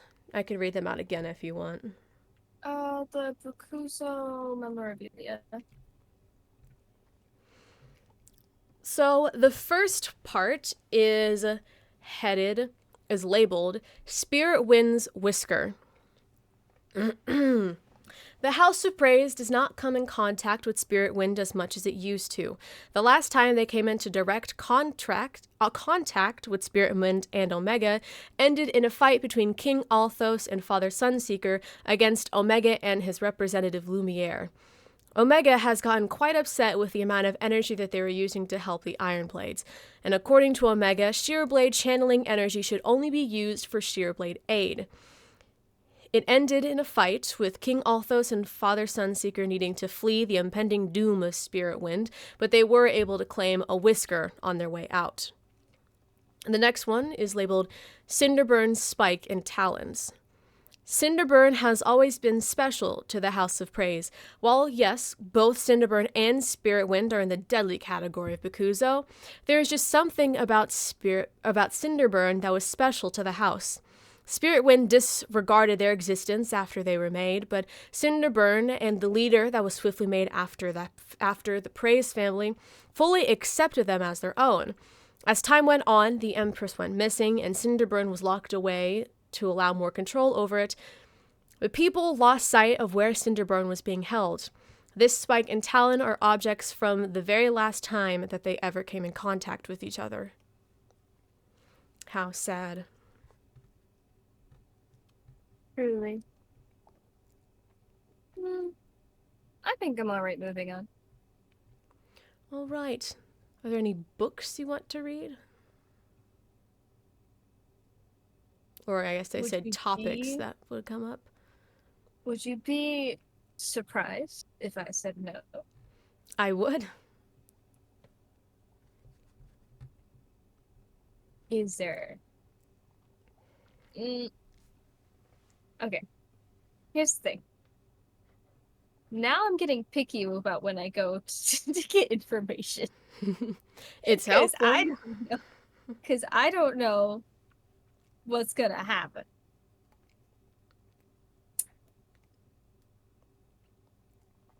Well, can I interject there? Sure. So, you're looking around, seeing if you see any books that might be interesting to you, and from behind your head, you hear, Vous avez trouvé un bon livre? Someone with a very thick accent in a different language asks from behind you. You whip your head around to see what's coming from, and you see that chef person from before. But they don't seem like they're trying to be threatening in any way. Hello. You're friends with Gongastier, aren't you? With who? With that genocidal rock crusher, aren't you? The man responsible for the Bloody Marble genocide? Yes. Their friends is a strong word. Well, because of what your ally did the second time, everyone in La Ville de Marbre is dead apart from one, me. The only thing that kept me from dying was hiding inside of the cadaver of my mother after gutting out her intestines. Do you think that I enjoyed it? No, I did not. From that day I swore to fix the wrongs of Cain, of every plane, and that starts with your Gongasia friend. Well, I feel that saying this all is useless. And so all I was saying was that I had nothing to do with it, and I do not condone his actions. And so if this is something that you feel you're coming to me to fix something, it won't. He doesn't care what I think. He won't listen to me most of the time. Well, would you want to help? The Arcape are everywhere. You could join too. You'd be protected. I'm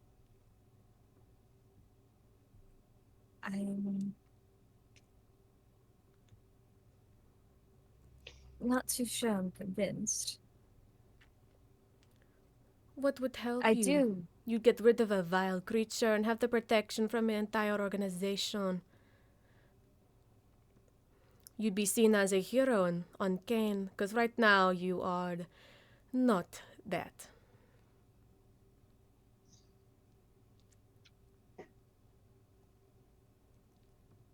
I already have another one of your friends, so it'd be nice to have two.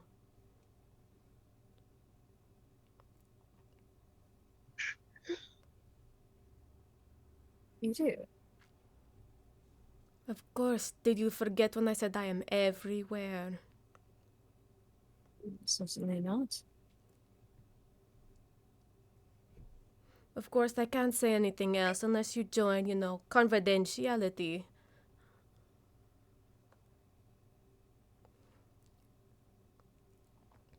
Could I think on your offer? Sure. Thank you. I will get back to you as soon as I make a decision. And don't worry, I won't say anything, even if I don't agree. Thank you. She sort of walks away slowly. Just remember, everything dies eventually. She walks away. Indeed it does.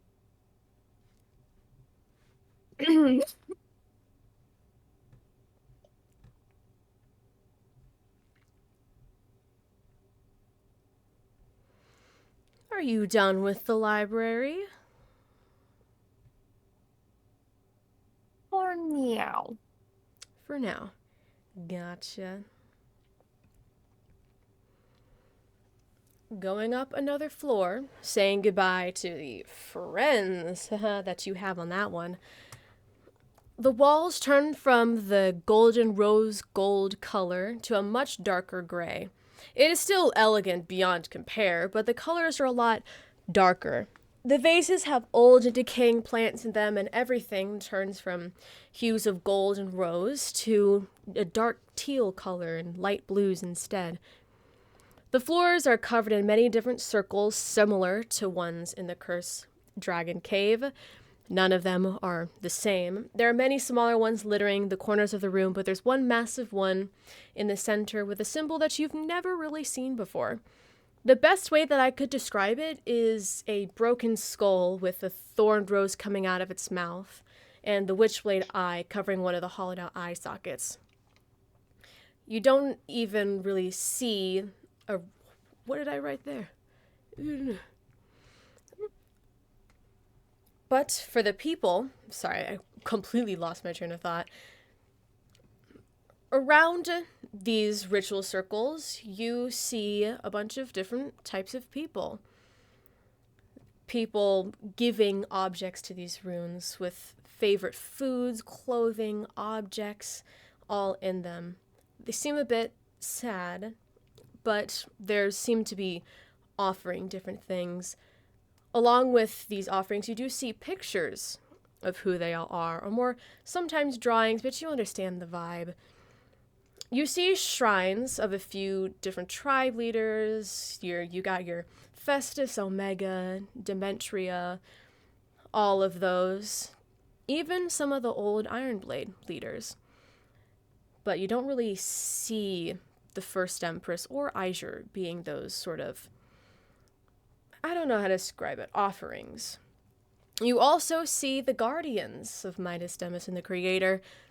There are a few for Quasi, and shockingly, guys, there are a bit for both Quinn Bow and Quinn Lockwood. Isn't that great? Though it seems most believe that they are two completely different people. Speaking of the people, all of those said people have dark colored robes and outfits similar to Lumiere, but most of them just have these dark cloaks. Most of them have their faces uncovered, which is a little bit strange. Virtue, looking around the room to see a few people praying at their shrines or trying to cast a ritual in one of the smaller circles. You see someone that you haven't seen in a very long time. One of the men with a darker complexion and a streak of bleached white hair No. sits at a ritual trying to cast a ritual. It doesn't seem like Daichi likes this floor. She's holding onto her amulet a lot more and sort of shivering and quivering a little bit. This is the importance of our house. The rituals that we can cast, the people that we can summon, are those very few others can do. Most people come to the house for the shrines and chance to speak with ones in them, and the ritual circles, of course. Did you know that the guardians and gods are the ones to make these shrines? The sheer blades can magically move them around, but the only ones that can make them are the big guys up there. The only reason we have so much is because of the 100 years and hundreds of lives that sacrifices themselves to locate it. The biggest one found was in a sealed cave somewhere between Elktor and Vaus. That one was a pain to bring all the way up here. I can imagine. Really? What sort of shrine was between Elktor and Vaus? It was a massive cave, sealed but seemed to have been broken out of in a very long time ago. And we found that big one there. It takes up most of the room. But we're still trying to figure out exactly what it does, but it has sort of a combination of all of the guardians and the gods' symbols. No one's been able to use it other than Sunseeker. That's very interesting. Tell me, that gentleman over there with the white streak, is that? What are you talking about?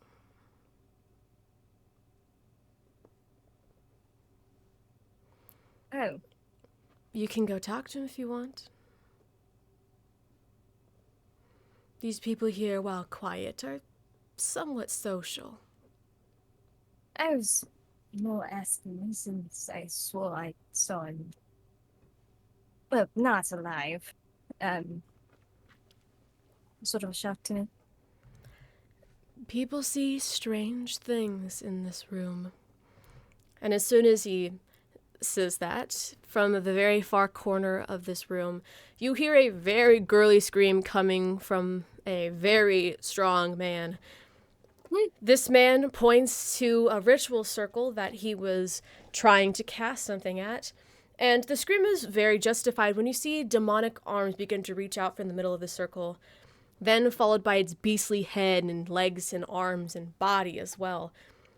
The demon immediately tries to attack the poor man that accidentally summoned him, but right before it manages to escape the circle, the ground lights up into a light blue color and the demon freezes to the ground. From behind your group, and seemingly out of literally nowhere, you see another gentleman calmly walk past you with his arms slightly holding his hands up with that same glowing energy frothing out of it. This man looks quite different from the others. Just to describe it, he looks like a main character in anime. That's a good way to describe it.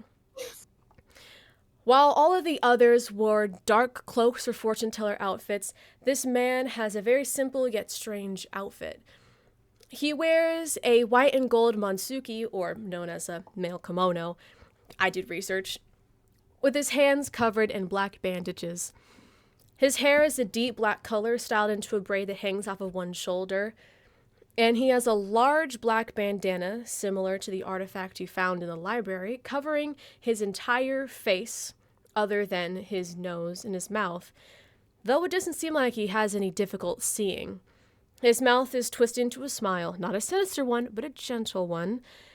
With the wave of his hand, the demon is pushed back into the ground, and the ritual circle loses its glow. He walks over and crouches next to the man that accidentally summoned a demon, who's laying on the floor, still scared out of his mind. Don't be afraid. Accidents happen. Just remember, those beasts can only do what you let them. You summoned it, so it has to obey your rules. Please, take a bit of time to yourself before attempting that ritual again, okay? The man holds out a hand to help the other up, patting him on his back and fixing his slightly disheveled cloak. Yes, Father Sunseeker. He seems embarrassed. What have I told you? No need for the formalities. You can call me Creed. Yes, Mr. Creed. Close enough. The man you now know as Father Sunseeker, Creed, whichever one, his head slowly scans the room. You can only really see it with his head slightly moving, but you can assume he's looking around, even though you can't see any eyes. Once his head turns around to you, sticking out like a sore thumb, he walks over to you. His movements look as if he's almost floating on the ground. Ah, you must be, what is it? The Fire Starters? Is that your name? Yes. It is nice to finally meet all of you. I am the head channeler of the house, as well as King Althos' caretaker. Most people refer to me as Father Sunseeker, but out of the formal speech, you can just call me Creed. Well, thank you, Creed. This is certainly a very beautiful place. Isn't it? This chamber is very different for some people to understand and comprehend, so their minds fill the gaps with something that feels familiar and safe to them. But it's always beautiful. It's very wonderful and exciting, isn't it? Indeed. Now, I can feel a warlock and a cleric here. What deities do you follow, if you don't mind? I'm always so curious to see the deities that are still around all these years later. The Virgie's gonna look at Otto. I would look to Virtue and be like, you have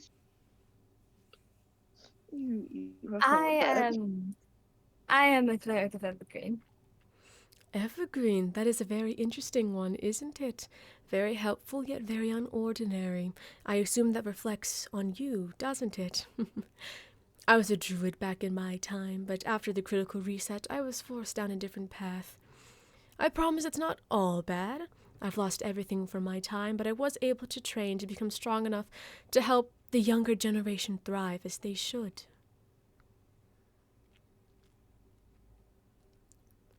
That's very selfless of you. It's all part of my training. I even use this bandana to be respectful to the spirits that I have to control. I control far more spirits than even Omega does, but I feel awful using them for my own gain, so I vowed to help them and see what they see for as long as I control them. That's really sweet. We're just gonna look at I'm just like, I don't think they're going to judge you for who you're a warlock of. Yeah, considering, it's Quinn. Quinn Bow or Lockwood? Quinn Bow. That's very strange. I also used to be a druid. Ah, isn't it wonderful? All of the animals you have at your control, the nature, it's all beautiful. Yeah, I sometimes miss it. I'm not as connected as I used to be, but I still look back on it, and I'm still very happy to have been able to live through it. I do as well. Though I'm forced to do this now, back when I was with the Fated Tide, oof. It was fun every day.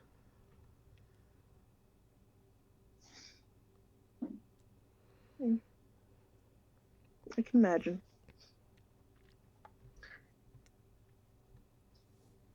Well, I guess how would you like most of being a druid? I enjoyed the calmness. Everything now is so hectic and loud. But back then, you just worked with plants and animals without having to deal with guardians, gods, bakuzos, resets. It's a simpler life. Almost a hermit. Yeah. I really miss that stuff. Yes, I used to be a farmer. Well, until I took part in the Harvest Festival and got my group. But that's a big story. I'd tell it to you, but it's long. But I promise you, I'm not ashamed of my past, so if you want to know it, I'm not afraid. Maybe when we're done with formalities, we can sit down and discuss it. Oh, of course, you're here for the party. How could I forget? Well, in that case, I won't take your time any longer.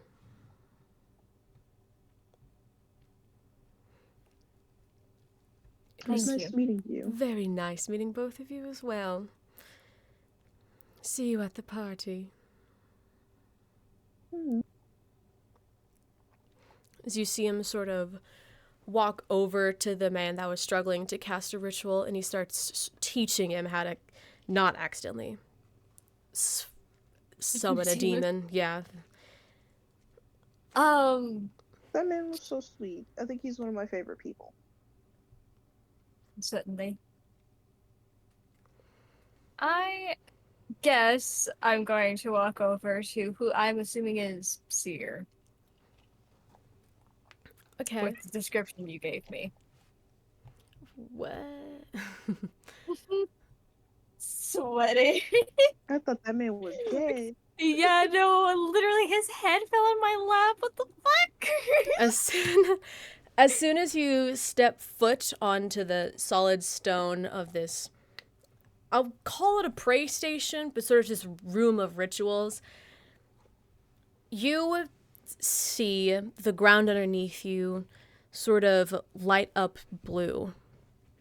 And as soon as your foot makes contact with the ground, every single person other than Creed whips their head around to you and stares at you for Nope.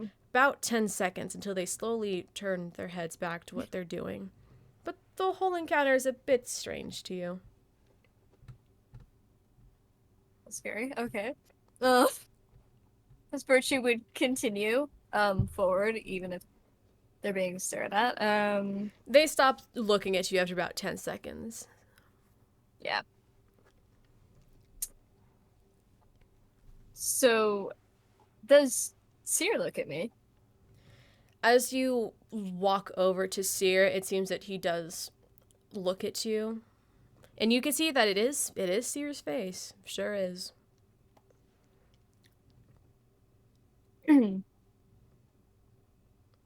Seer? You see him look around a bit confused. You got the wrong guy, pal.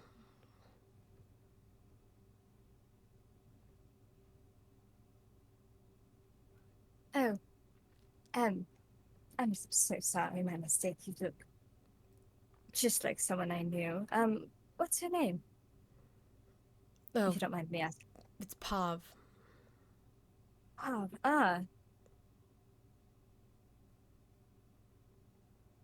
did you by chance know him? I know he was Sheer played a while ago. Seer? Don't... Oh, yeah. I remember reading him in an article once. Mm-hmm. Oh. I was friends with him. You were a stunning image.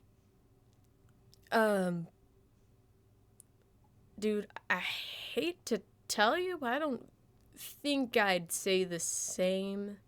Really? Yeah, I'm literally the spitting image of a blue-eyed, blonde-haired dude. Got the wrong person. No.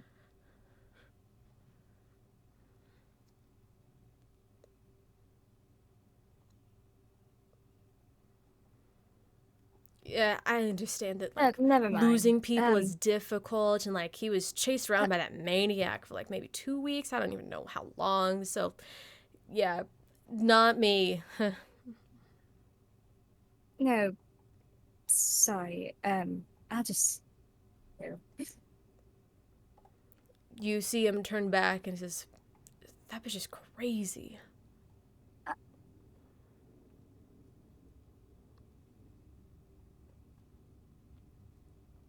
Just keep walking. You walk back and Lumiere says, remember when Creed said that people fill in the gaps?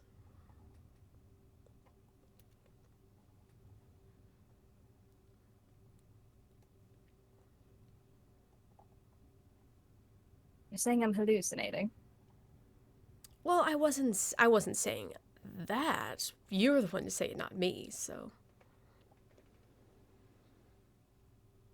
Fantastic. It's a very strange place.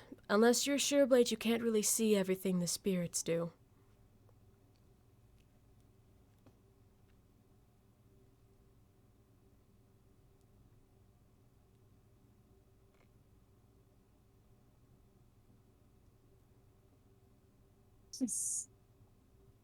There's another floor after this, right? Oh, yes. The next floors. Floor 5 is the celebration hall, or the dining room, however they're setting up for it, so we can't really go up there. And the 6th floor is the high house, head of house, and that's also up there as well. So we can't really go up there yet, but if you want to look around here a little bit more before the celebration, then go for it. I'm assuming you can get your way around here, don't need my help. I'm sure I could manage. Wonderful. Now, I have to help with a situation. So please, the House of Praise is your floorboard. Thank you. You've been an excellent guide. Thank you. And he walks down the stairs, leaving you to your own devices. Oh my god, I'm so embarrassed. Time to process, time to look around, it's all yours. I feel like Virtue's just like looking at this room now, just like sitting there like, what the fuck is real? It's all right. You know, schizophrenia is not a joke. No! It's okay. I feel like Virtue's gonna walk over to Otto and just be like, can we leave? I don't like how this room makes me feel.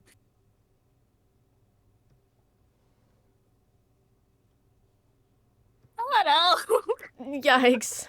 Yikes.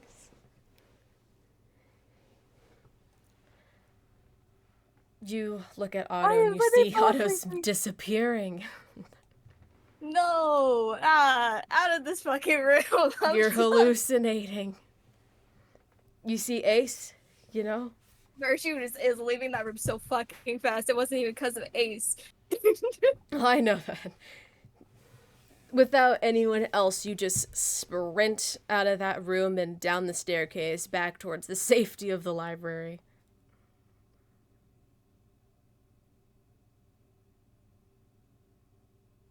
I feel like Virtue's just gonna find a corner and just like sit there for a second, like, fuck. Making Virtue is like the last person that needs to be questioning their sanity right now. You see Daichi and Lotus come after you and sort of look at each other and it just goes, "Are you all right?" And then it's like, "You have to be kinder than that. Are you all right, Virtue?" Yes, no, I'm alright. I'm just the hallucinating thing was getting to me.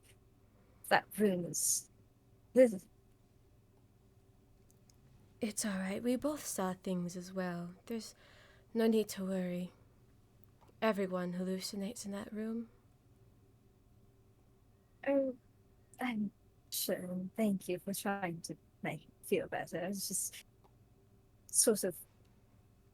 I don't like being that kind of crazy. Yeah. Everyone in. It's always usually Rock Crusher that's the crazy one. It's weird seeing it coming from you.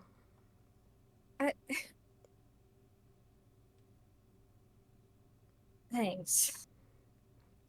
You see Lotus sort of like tap Daichi on the shoulder and Daichi, "What? I was trying to be helpful."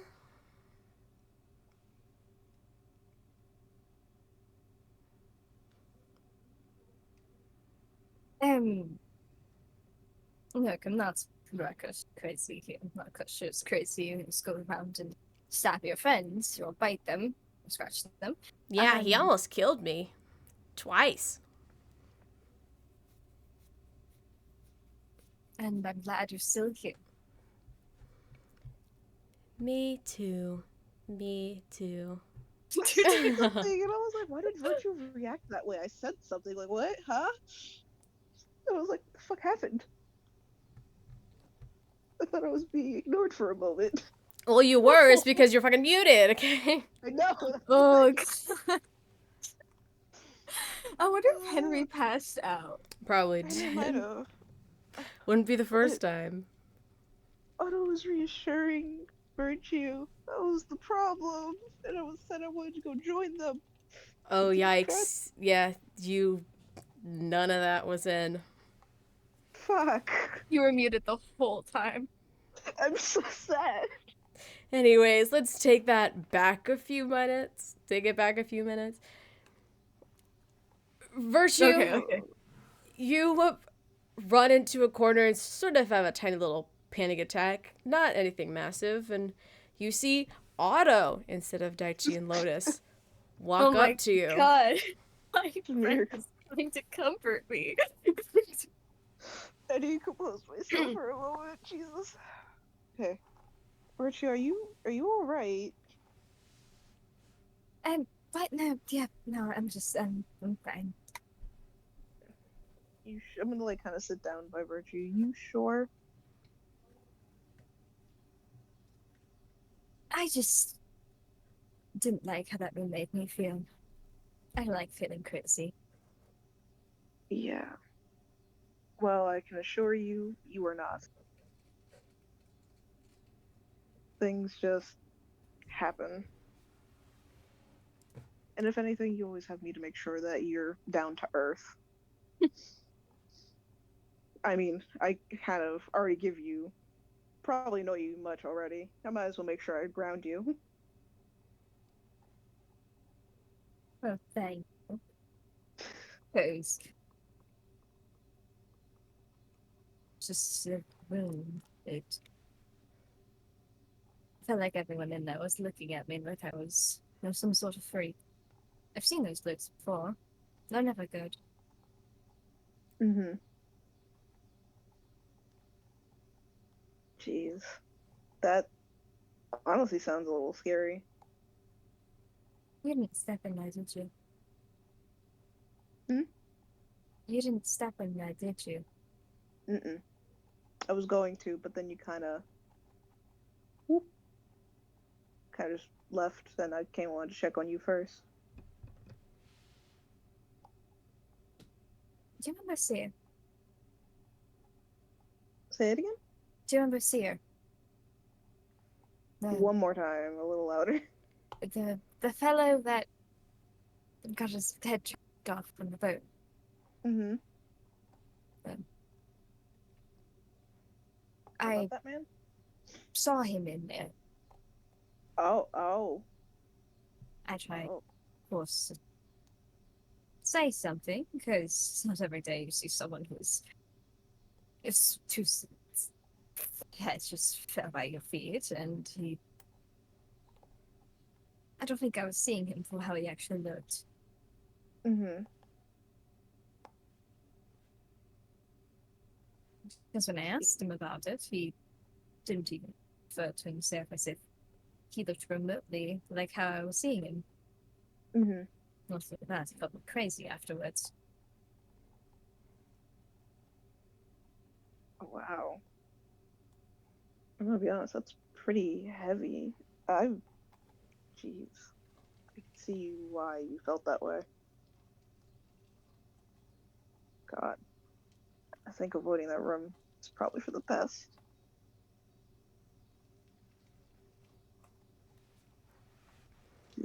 Probably for my sake, I don't. Perhaps your experience would be a little more or less insane.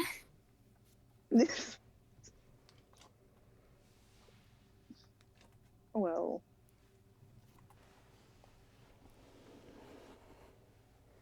You see Lotus walk up to you, sort of kind of eavesdropping on your conversation.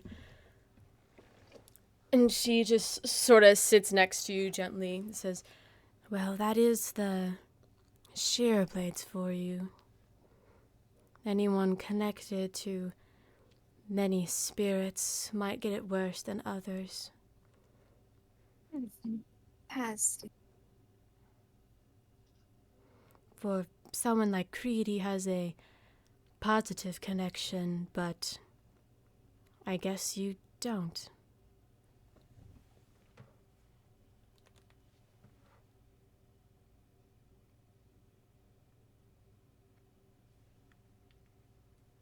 must ask, Lotus, from all you've said, sort of making me wonder, do you know about all those thing spirits connected to me? Are you able to sense all that? Not the spirits themselves, but I've had visions about people's lives ending from, I guess, you. I've also seen the people that lived, but that's few and far between. I also see the next one. They still happen. Lives ending, futures tainted by you.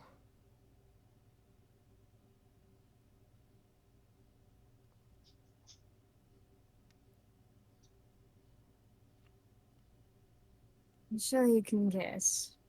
I don't have a very rainbows and sunshine past. And I wasn't always like the way I am.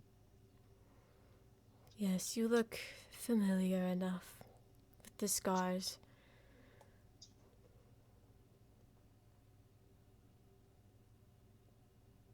But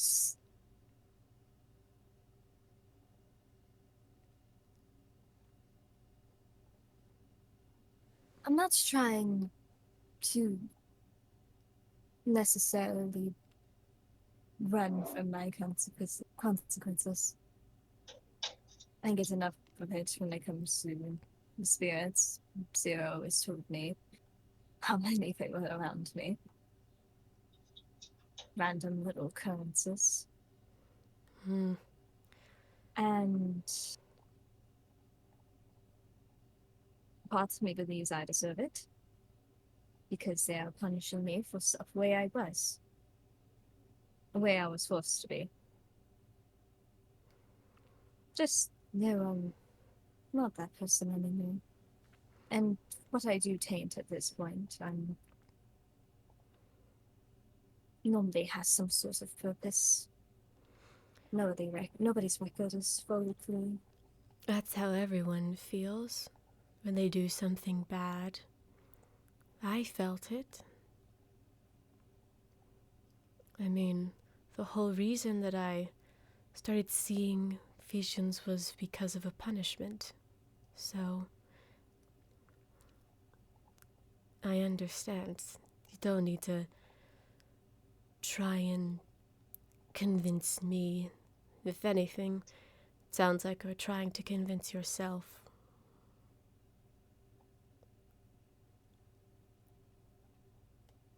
It's a bit of both. Not a lot of people as understanding. And I know very little about you.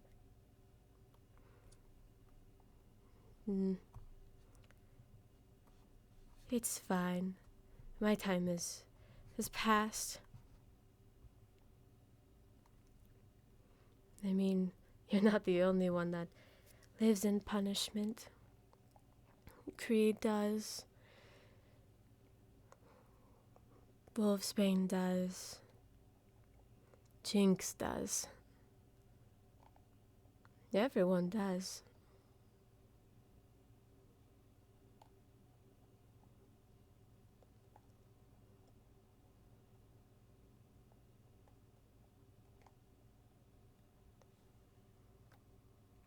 Suppose that's true. Yeah. I think even you do, Otto. Yeah.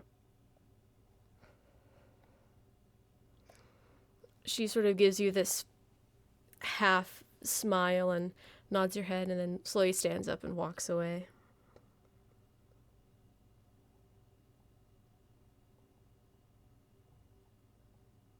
Virtue waits for her to completely walk away and then looks at Otto. She's better at grounding than you are. I won't argue with that.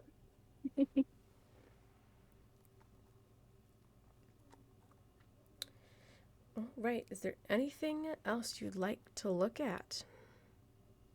You know what? For the hell of it, I do want to see what happened if Otto stays in the room. Because I originally was thinking of Otto going into the room. But muted, so I couldn't say anything. Yeah, you were, weren't you? Yeah, I was. My fault. You walk back Whatever. up to the 4th floor to the ritual room. And you take a step on the ground, and while you don't have the same response as Virtue, you do see that sort of ruin in the center glow ever so slightly. And from the middle of it, you can just see a cane stick out. It looks familiar. You can tell that this is Quinn's shaft, as he calls it. No shock. But it doesn't seem like anyone is whipping their heads around to look at you. Where is it sticking out from? It rose from the ground in the center of the largest ritual circle and is laying there. I think I'm gonna just walk over to it and kind of just look at it. I don't want to touch it, but I'm just gonna kind of like look around it, see if there's anything else about it.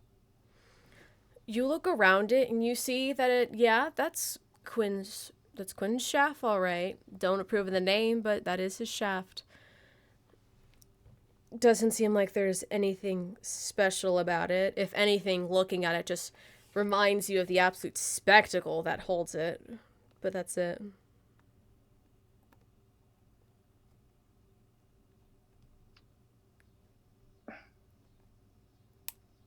I'll leave the room and go back to Virtue.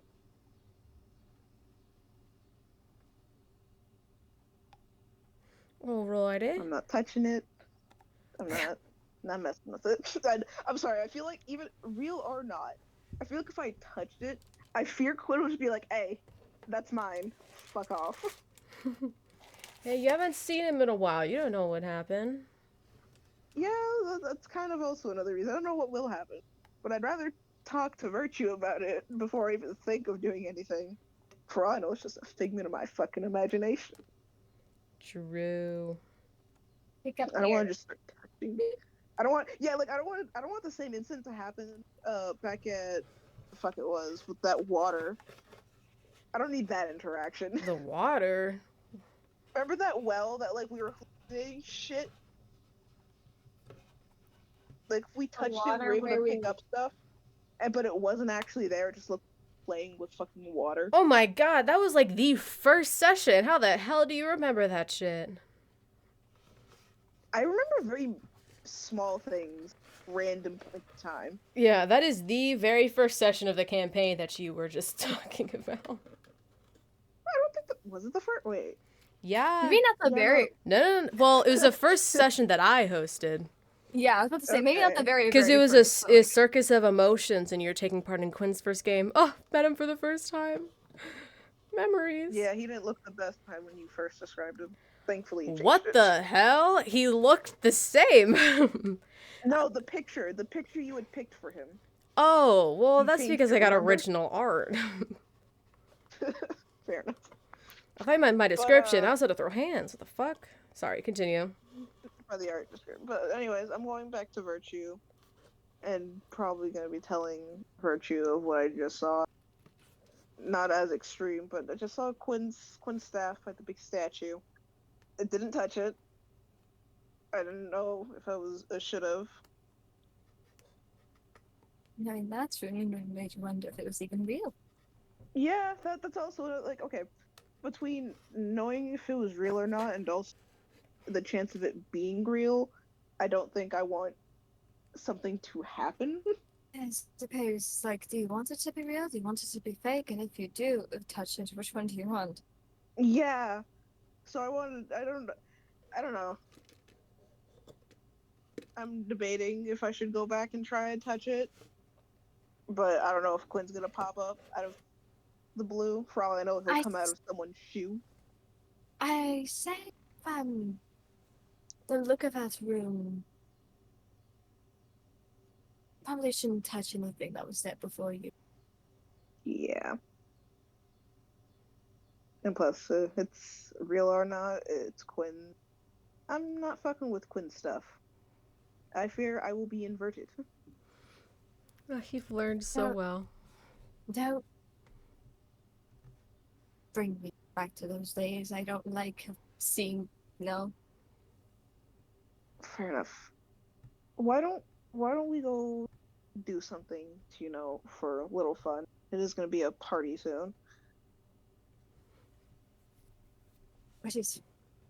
I mean, don't get me wrong, this place is beautiful, but what is really fun?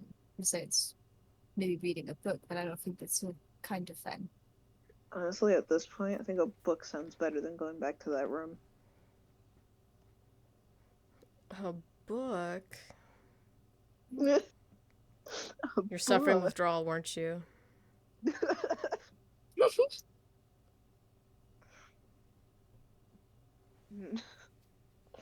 Just a tad. Hey, it's up to you. I'm not forcing you to do anything. Hmm, Or you can say you want to not- sit in silence in a library until the party starts. So unless you want to do anything in particular, Virtue, we could just do that. Because the only thing I could think of is Damn. going to touch that staff, but I'm not going to, unless you say otherwise.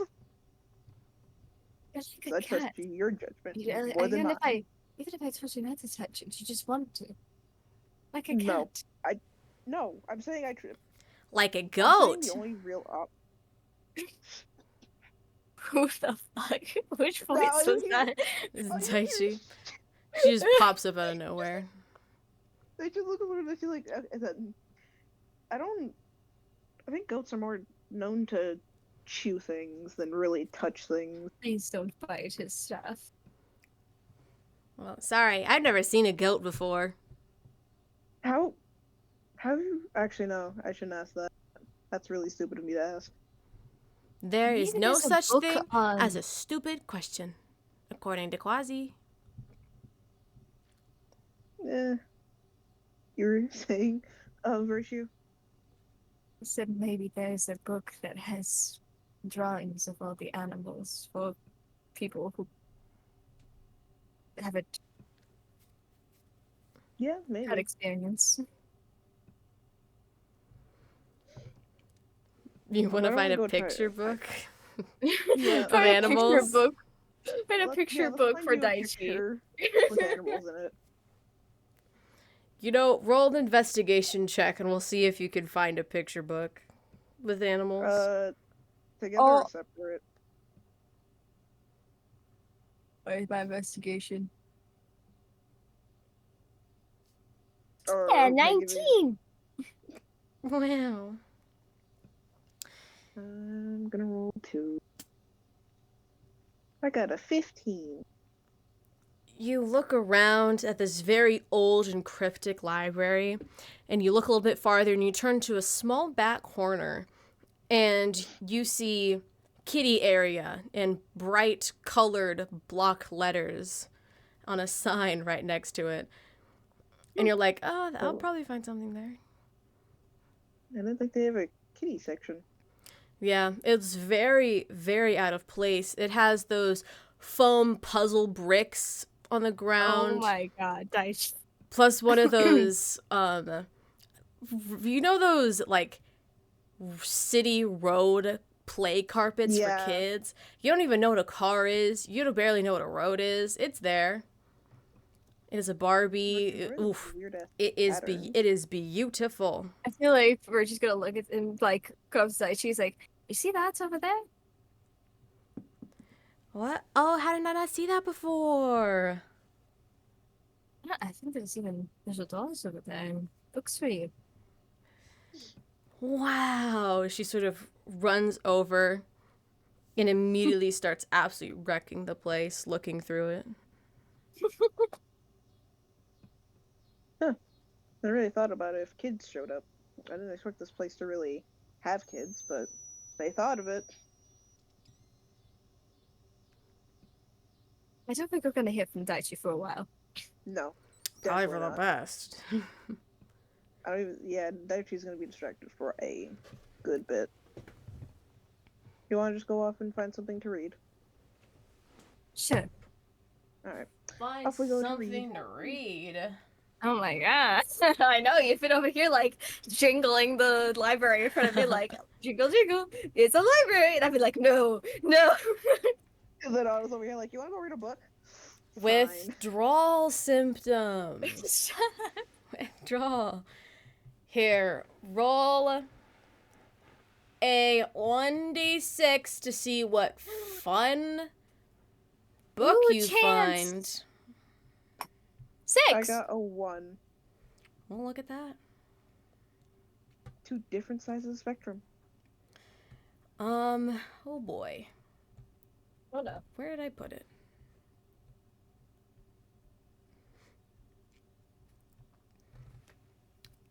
Wow, you guys got the boring one. Anyways, we're gonna start with the shorter of the two, which is number 1. And you find a book that is titled Praes King Althos. Wow. Mother. Do you want to read it or put it back?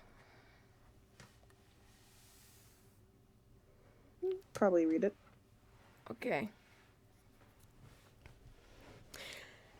King Althos is the only living descendant of the Praes family, the first family to be made from 2 different Bakuzos together. Their family usually stayed with the Sheerblades, but after an altercation between them, the family began living with the Ironblades indefinitely. Conflict struck when Warthrock Sadar began his conquest to take over the entire continent. This was around the same time that Althos was born, and I can give you a date. Just give me a second. Althos was born in 678 ACR, if you're curious. This was around the time that Althos was born, but sadly, after his mother gave birth to him, she had to flee to help fight against the Ironblades. The Praes family took Althos into hiding so that Warthrock could never find him. Althos never saw any of them again, sadly. So the question is, who was taking care of him? Well, that was Creed Sunseeker, a Sheerblade warrior in training. He learned of the Praes family and wanted to help, but because of the magic recession, he was unable to use any magic to help them. He found Althos hiding in a location of the current House of Praes location and nursed him to form there. From that moment on, Althos saw Creed as a father to him because the rest of his family was never able to do that. He wanted Creed to become a permanent Praes family member, but he refused, saying that he just wanted to help Althos. It was around this time that the Sadars began to realize that one of the Praes family members were still alive and still a threat, so they began looking for the young Althos. Althos created a location between time and space to hide. It's crazy. The family, House of Praes, where he could monitor all who entered and left his house. From then on, people would seek out the house to join their family for protection and knowledge. The house is only known by men, so they are the only members of the family. Nowadays, Althos spent his time watching the world around him, getting word of what Wolfsbane is up to and preparing for the day that he has to fight alongside the rest of the people trying to live. He just hopes that he can live up to the Praes family name. Oh, wow. Virtue, you got the other end of the spectrum, which Hi. was the Fated Tide. Do you want to Oh. read it or put it back? Sure. There are many, many hero groups that travel throughout Holta, but none of them are quite as impactful as the Fated Tide was. They are composed of a druid, rogue, barbarian, and wizard. Unfortunately, the names of these members have been lost through time, but it's fine. They met at the Harvest Festival in the desert, and they hit it off great. All of them really didn't have anything to do, so they tagged along each other's adventures for a helping hand. They were also stuck together to make sure they were safe from the evil demon Quinn Lockwood that was terrorizing the whole continent at the time. That was until the Guardian of Creation came to them with a proposition.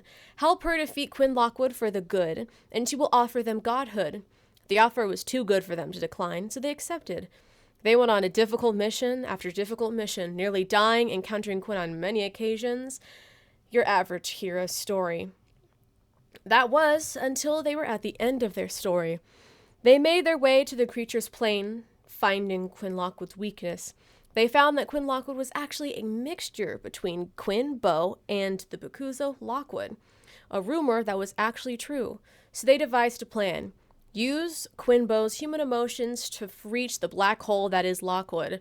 Then, with the help of a changeling named Festus, they would create a replica of Quasi and lure Lockwood into the creator's plane. This was very, very successful, as Quinbo took over the body, leaving Lockwood helpless to whatever happened. After Quinbo got close enough, the Guardians, Bakuzos, and leaders all put their power together to weaken Quinn, and it worked. They sealed Quinbo and Lockwood in a space between time and space. There, they could only look around at the world around them, while the Guardians did whatever they wanted to. Once Quinn Lockwood was finally sealed away, the Guardians reset the world to become one without Quinn in it at all. This is known as the critical reset. But where does the fated time come back in? They did help defeat Quinn Lockwood after all. Well, after Quinn Lockwood was sealed away, the creator did not give them what they wanted. Actually, she told them that they were fated to die in the critical reset, and there was nothing that they could do about it. The wizard gave the druid her bandana, telling him that she will always be with him, even if it is in the afterlife, looking at the world that changes around them. And they all died. Well, except one.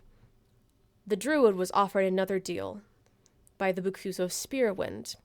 He was asked to become a warrior for the Shearblades and help them take revenge on the Guardians that ruined his life. And he said yes. Do you want to read more, or do you want to move on? I'm chill with either. Oh, well, I just learned his entire backstory. Hello. I just... apparently there's a trend of heroes meeting at autumn festival, like harvest festivals.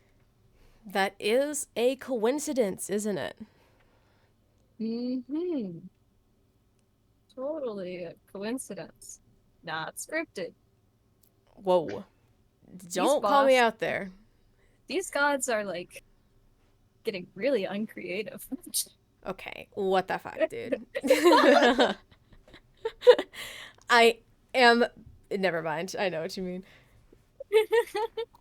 How rude. I mean, People copy stories all the time. You've seen an author make the same book basically with the same title. Just yeah, it works. You got the Fated Tide, the Fire Starters. It's different enough. Yeah, it reminds me of an author actually. There's an author I fucking hate who does that. Colleen Hoover. I knew it. There's another one. Fuck, now I'm obsessed with what the hell is the name of it. You mean Kiss the Girls? Disgusting book. Don't read it. Don't. Gotcha. And it's not a romance novel. I know it might sound like it. It is not. Polar what the opposite. Fuck is but it? I'm kidding. It is a mystery, crime mystery one about a serial killer who lives in walls and preys on girls. Oh, that is And when I not... say they go into detail, my mom recommended the book to me. I read it. I was Damn, scarred. she was praying for your downfall. Really. I was scarred. Okay. Sure. Can I roll a d6 again? It's kind of fun getting a random. Go ahead. Yeah! I just I get to got 6 again, fuck. spat out. Well, roll again. I You're got just gonna 1! read the same Fuck! book again. Well, roll again. 4! 4? Okay. Alright, okay. I just imagine Virtue closing her eyes and just, like, Reading, going looking across. around. Like, Or, actually like- grabbed the book Otto had. Like, oh, sorry. Like, I was reading this one. Well, 4 is Creed Sunseeker, but there's more to his story if you want to read it, but Sure, up I to could you. read a little if there's some I don't know from that one book. Yeah, we'll see. I actually don't know if it's just the same information, so we'll figure out together. Creed Sunseeker is not his real name. He was born Lolian Tyra, but he sees no need in using his old name anymore. It was so long ago that no one even remembers his real name. If you ask him, he'll give it to you, but he prefers Creed or Father Sunseeker instead. Creed is a very old soul. He roamed the world in the 2500 BCR era until getting a group together at the Harvest Festival. He and his group became great friends, becoming heroes in a party called the Fated Tide.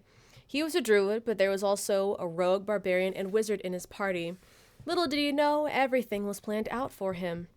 His group was told by the Creator that they were fated to help the Guardians get rid of Quinn Lockwood, a demon running around terrorizing everything.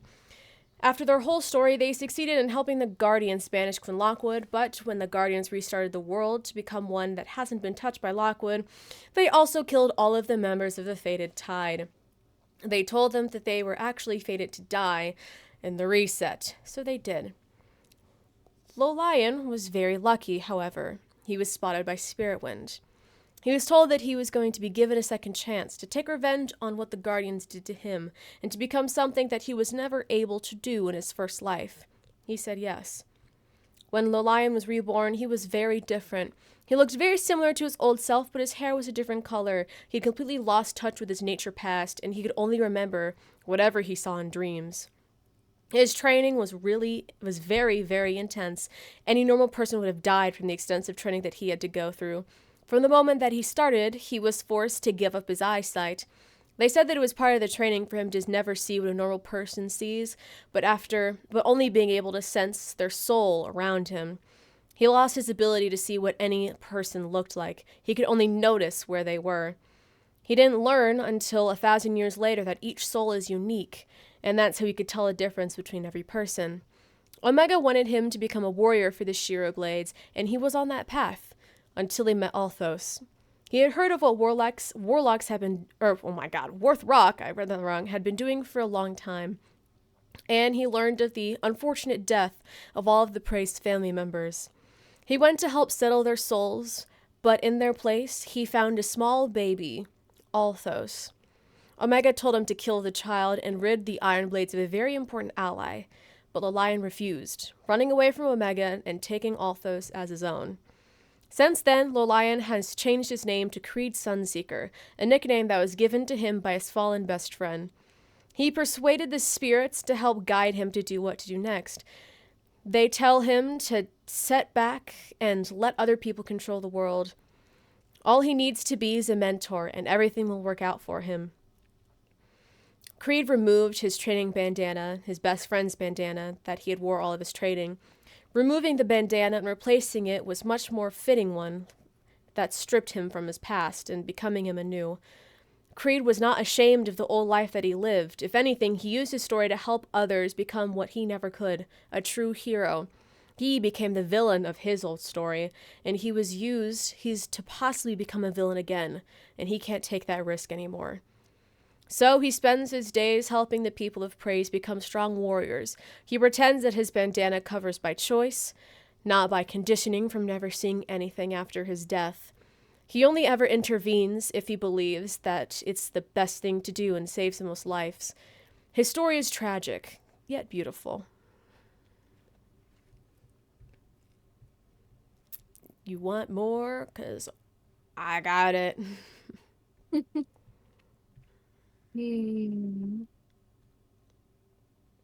Honestly, I would just say I really like his story. Thanks. I think He's it's trying very hard. funny. I will be right back. No, not again. I promise. I will text and I will make sure I will unmute. Don't. That's me what feel they like all schizo again. say. I If don't anything, need to you can be. always just check in with me. However, I don't think I'm anymore. I'm Getting like, okay. overstimulated. No, I'm just getting to like, I'm gonna be honest. I'm getting to the point in like the campaign where like I'm saying here, I'm happy with the information I have. I don't feel like I need more at this very second. Nice. I'm glad that you feel that way. I know Means before I'm like, I can give. pat myself on the back and move on. Yeah, Creed is a favorite little baby of mine. I love him so much. I'll add him in later, but to the NPC list. I made a blind character recently, and like they hit different. The babies. Yeah. Like, technically, he's not blind. He can sense people around him, but he just will never know what they look like or never know fully what his surroundings look like. Because he was reincarnated literally like 1,300 years ago. Yeah. When I said he was an old soul, I wasn't lying. I love. So no, I can't really think of anything else that I want. And Oh boy. I get to talk a lot again. oh boy. I know.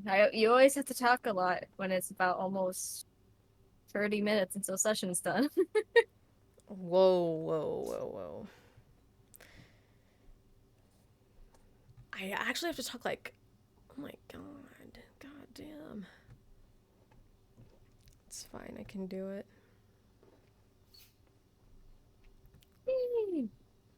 We will just wait until the baby comes back. The baby. The baby. Before we get to King Althos himself. Ari said that she can hear FYI. Okay. All sassy like that too. After you finish reading that very, very insightful thing, basically about two people, but still, it's fun learning about people all the time, you hear a bell ringing from the 5th floor. You move closer to the grand staircase to see up into the 5th floor better, and you see this very regal gentleman you haven't met before stand tall with his eyes closed. His hair is slicked back, and he has a bushy mustache with a monocle. The celebration of Praes King Althos' 2000th birthday shall now commence. Please come by and offer him your time and gifts. The fancy man walks away, and you begin to see men of very different races start commonly flooding the stairs. Their conversations are quiet and very boring, but they all pass by you without really noticing you. You hear them say things like, "I hope their dinner's up to standard." "Have you found a woman yet? Well, pick your poison. They don't have a chance to say no to marriage anyway." "Have you heard that some women are starting to revolt? Their wandering wombs are acting up again."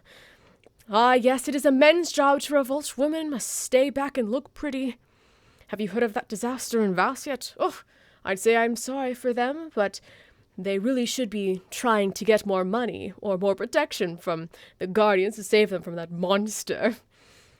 No matter how many comments piss you off, you just keep moving forward. I feel uncomfortable here now. Oh no. Yeah, hold your friends close, buddy system, you know? Mm-hmm. I have to say though, why is it always when we go somewhere, they're like, "Oh yeah, about the gifts." It's like, not again. I just need to start carrying fucking gifts. Well, not my problem. Do I have anything in my bag? Well, you look at that. Traveling up the stairs to the 5th floor, you get out of that gloomy, dark teals of the prayer chambers while you're trying your hardest not to look into it because you have trauma now. and you find yourself back in the golds and the reds of the rest of the house. It's a sigh of relief. The first thing you hear is the calm sounds of orchestral music being played. It's slightly strange because you can definitely hear over 20 instruments, you know, pianos, violins, flutes, oboes, trumpets, tuba, harps, all being played, but you're confused as to if they have an entire symphony there or not. Fully reaching the 5th floor, you have reached sort of the top of the house. The floor is covered in polished, beautiful just polished flooring.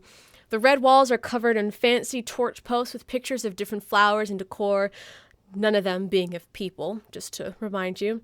The first thing you notice is that the music is being played virtually out of nowhere because there isn't a single instrument in sight. The ceiling is a creamy white color with golden indents and a massive candle chandelier hanging from it. There's an area to stand around it, but there's also rectangular tables with velvet chairs surrounding to allow up to 6 people sitting at a table at once. You can see there are about maybe 15 tables with this massive dance floor, but you don't know if anyone's actually going to dance on it. And across the room, you also see another spiral staircase that leads up to another floor, which you can assume to be the head of house 6th floor that you've heard of. There are quite a lot of people here. We never truly understood the scale of this house or how many people were in it, but looking around, you estimate about 120 people to be at this party, maybe a bit more. You don't know how many of them were invited or how many of them just live here, but either way, there are a lot of people. I sound like a dead horse, but the only thing similar about all of the people is that they're all wearing fancy outfits and all men. It's very comforting for you, I can assume. The few people that you do recognize are Lumiere, Vas, and unfortunately Chef, according to who you ask. With Vas going around asking people for their names to make sure they're supposed to be there, Lumiere helping people find tables to sit at, and Chef sitting at a table with a few other people that you don't know. Those floating cloak figures that you've seen around are also in this room, passing out fancy wines with small tastes of food.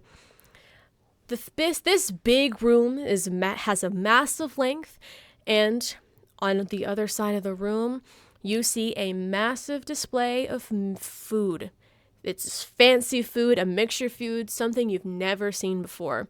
Something you never thought would be in Zatharax, I should say.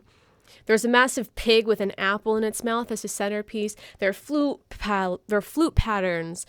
Wheel of aged cheese carved out to make a bowl with other cheeses in it. Stuffed snails, roasted pork, steak, displays of fruit, fish, vegetables, everything you could ever want. There are even some exotic animals that you have never tried before. There are bowls of roasted bugs, lamb, goat, boiled ostrich shells, grilled owl bear skin. How do they even get that? And more what the fuck food options. I never thought I'd be overwhelmed by the amount of food options. It's a party. You gotta have food. It seems that you have a bit until the man of the hour shows up, so is there anything you'd like to do before then, people to talk to? If you want to get...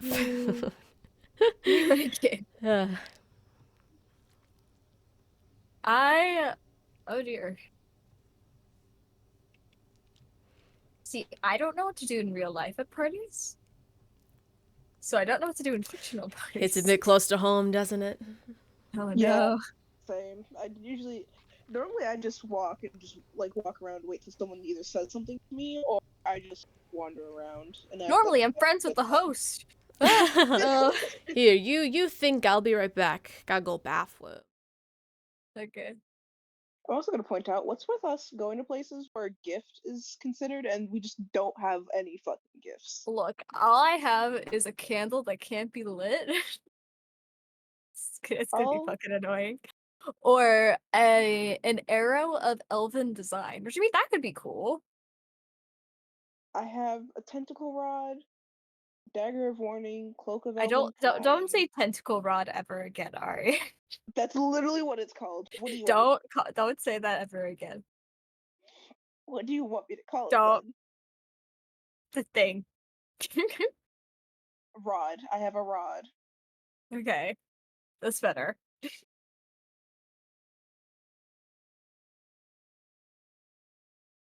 I suppose whenever Claire's back, I might look at what other people have as gifts and see if any of our Yeah, stuff compares. That was what I was thinking too. Because I remember how he said that he missed some of the like natures and stuff, and I know Otto has some like herbs. This and seeds isn't from their past. we're not giving it to Creed though. Oh shit, yeah, you're right. Shit. I don't know what does that mean like. That's You probably don't know him. that's the point. That's what I asked. Oh, I also have a cleansing stone. I don't think they That want comes in that. handy sometimes though.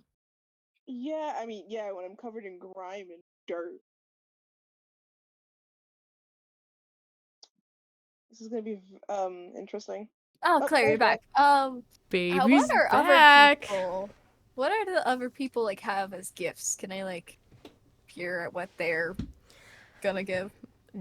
Daichi and Lotus. And not even just them, just anyone in general. Okay. Yeah, like what are the other members, like party guests? Giving? Well, starting with your other friends, it seems Daichi also did not get the memo about a gift. Lotus says that her gift is not physical, which don't know what that means, but that's what dear. she says.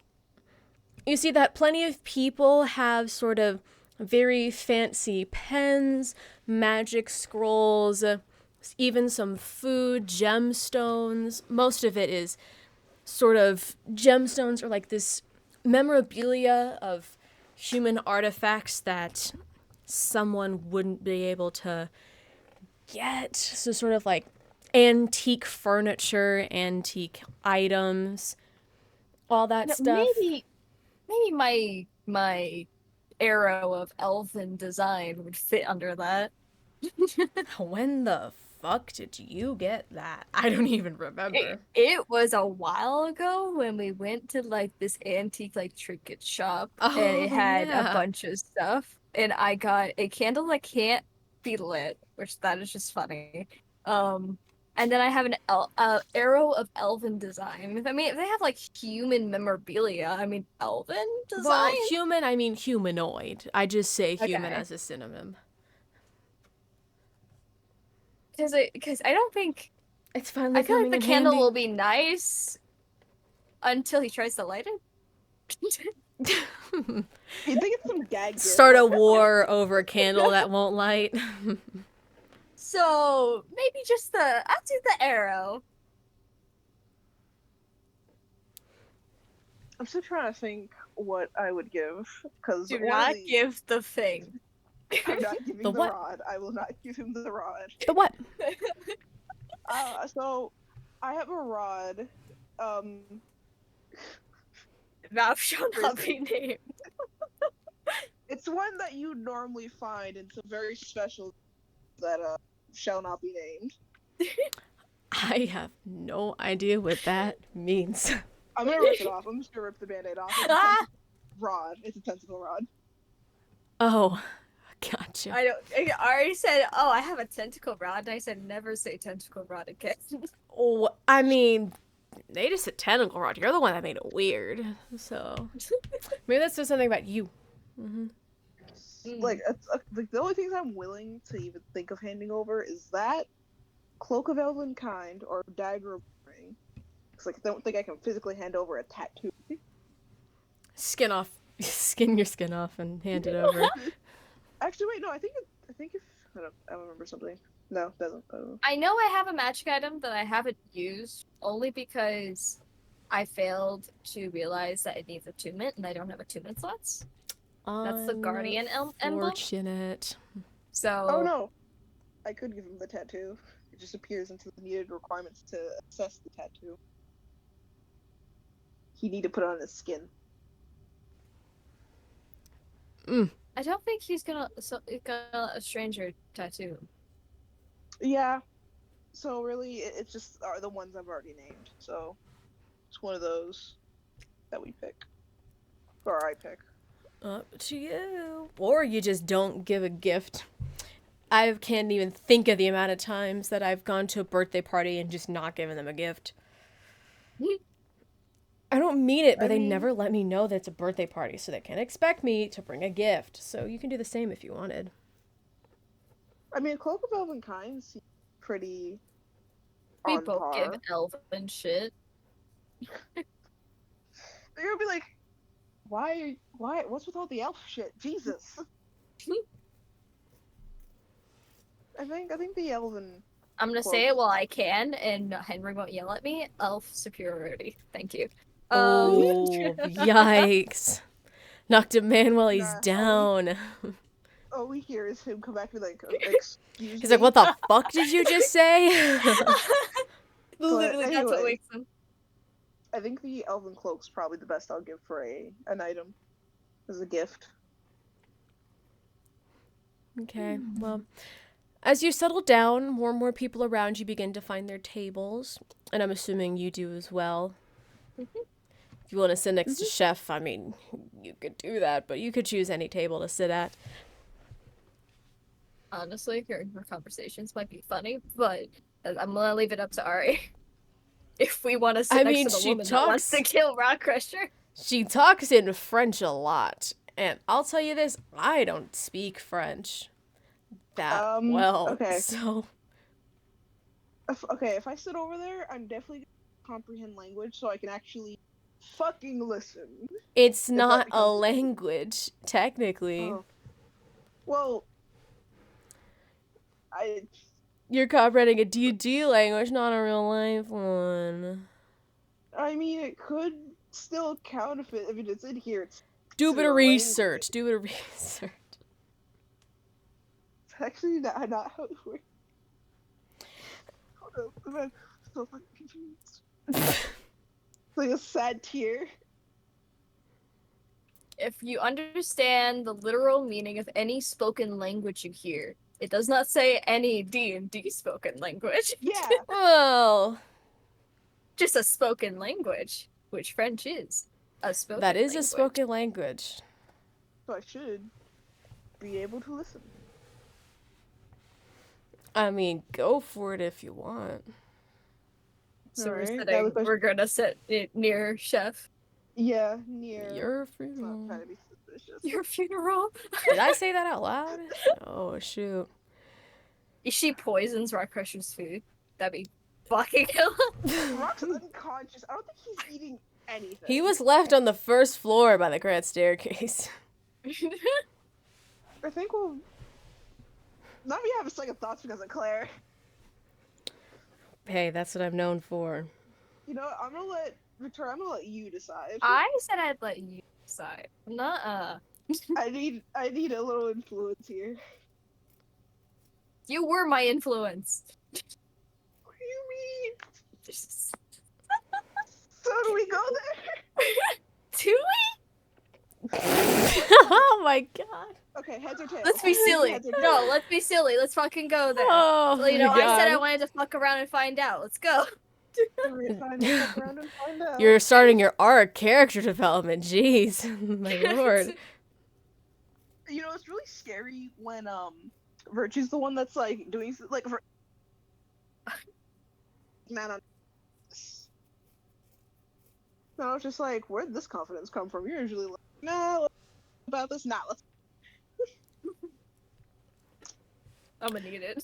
Well, you I'm waiting for Virtue to take pick up the glass. you take your seat at the table next to Chef, and you sit in anticipation. Doesn't really seem like she's talking much, as everyone's sort of been quiet, waiting for this King Althos guy you've heard of to show up. At the table next to you, one poor fellow gets a little too excited and begins to munch down on a bucket load of food that he managed to snag. Lumiere comes up behind him, politely taps him on the shoulder. "I'm sorry for interrupting, kind sir. May I inquire you on something in private?" The man wipes his face with a napkin and follows Lumiere to God knows where. All you know is that Lumiere comes back and the man does not. Oh. As soon as Lumiere steps back into the room, the music begins to dim down, signaling that something is about to start. The massive double doors at the top of the staircase leading to the 6th floor slowly open, Everyone's quiet conversations quickly subside as they look up to the double doors, holding their breath in anticipation. The first to come out of the door is Creed Sunseeker, the man that you know in the prayer chambers and the man whose life you looked up in a book. Even with all those pompous assholes in front of him, he still has that blindfold covering half of his face and a gentle smile across his mouth. He walks out of the double doors and stands right behind the railing leading down to where the rest of you are. The second to come out is an aged dragonborn. He has a dark red coloration with massive horns on the back of his head and a goatee traveling down to his chin. He walks with a very crookedy cane and a massive gray, white, and gold fur coat cloaking his entire body. He stands on the other side of the railing leading down to the rest of you, leaving a massive space between Creed and himself, too big for a normal person's size. So you start to get a little confused and start to be like, maybe this is not the type of person that I'm envisioning in my head, this Althos guy. Lastly, you see a massive figure take up all of the light that was coming out of the double room doors. There isn't the single sound of a footstep as this massive figure glides out of the doorframe, having to duck down to fully leave the room. He stands tall, 15 feet tall to be exact. It continues to glide along the floor as if he's floating to the edge of the staircase. This massive figure is tall and lean. He has a massive white cloak with a golden trim that covers his entire body, with a hood that covers his entire head in an unnatural shadow, leaving two glowing blue eyes staring in a narrow and naturally angered-looking glare. The clothing travels all the way down to the floor. His arms are folded in an unnatural way that makes the cloak have no wrinkles. No one in the dining area moves, blinks, breathes. It's been so long since they last saw King Althos' entire glory. The silence is finally broken when the king begins to speak without needing to take an inhale. I would like to thank all of you for coming to my celebration of my maturing. While I did not dine with you, and I will not dine with you, the doors to my throne room shall remain open for the duration of this party. For I cannot eat with you, Father Sunseeker and Gara will. Please meet them with kindness when you can. Enjoy your meal. King Althos slightly tilts his head down, insinuating a bow, and makes his way back through the double doors. At the same time, Creed and the new guy, Gara, walk in unison down the staircase. The music slowly begins to fade back into listening ear, and the chatter slowly returns amongst the tables. What are you going to do? Ari, I I'm think thinking, this is your time. Has the chef started speaking at all? She does, yeah. I shall listen. I'll make it obvious. Like I'm gonna continue. Like I'm gonna motion for Virtue to start talking, acting like we're having an actual conversation. But really, I'm listening to the chef. Okay. Virtue doesn't like talking to themselves, but will. Well, I'm looking at you, so just say shit. I guess Like, Virtue will start telling some form of story.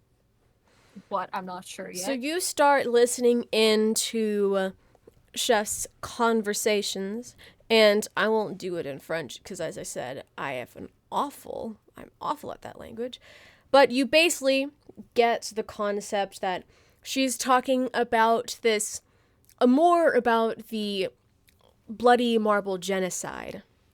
Not the event itself and how it affects her, but she's sort of talking with this men about these spirits that are slowly trickling their way onto Holta. These angered spirits looking for revenge for the person that killed them. She talks about how I am the last person that was on that plane. Even everyone in the boats died. Floating boats around, everyone is dead. Well, I guess apart from that god that escaped. So there are plenty of roaming spirits that want him dead. And stuff like that. It seems that they're just talking about possible ways to suppress the angered spirits, with Chef sort of kind of insinuating that she kind of is okay with the spirits roaming around, taking their revenge, but it doesn't seem like his voice is really being seen or heard. They really just want to get rid of these spirits. Okay.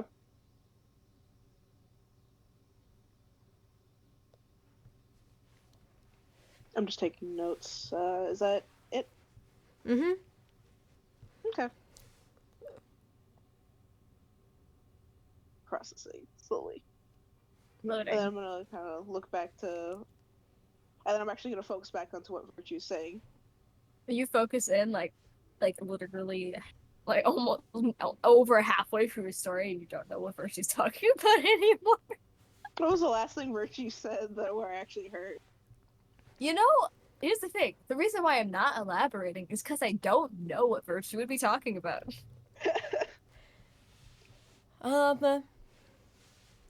And then he took me into this back room, which I'd never seen before, and all of a sudden he tried to start doing these things to me, and at first I was like, whoa, no way am I letting this happen to me. And then all of a sudden he pulls out puppets and starts doing a puppet show.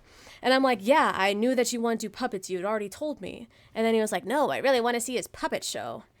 And it was Why does it sound like crazy. something that happened with What the Quinn? fuck?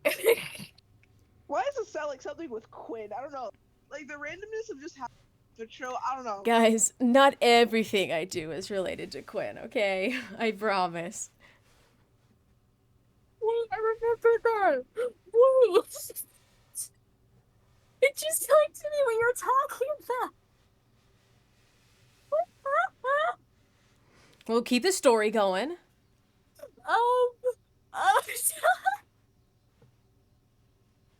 Should I be talking about that? Virtue. I So thought I like, was tell me supposed more- to talk about that. Yeah, Virtue, that puppet show.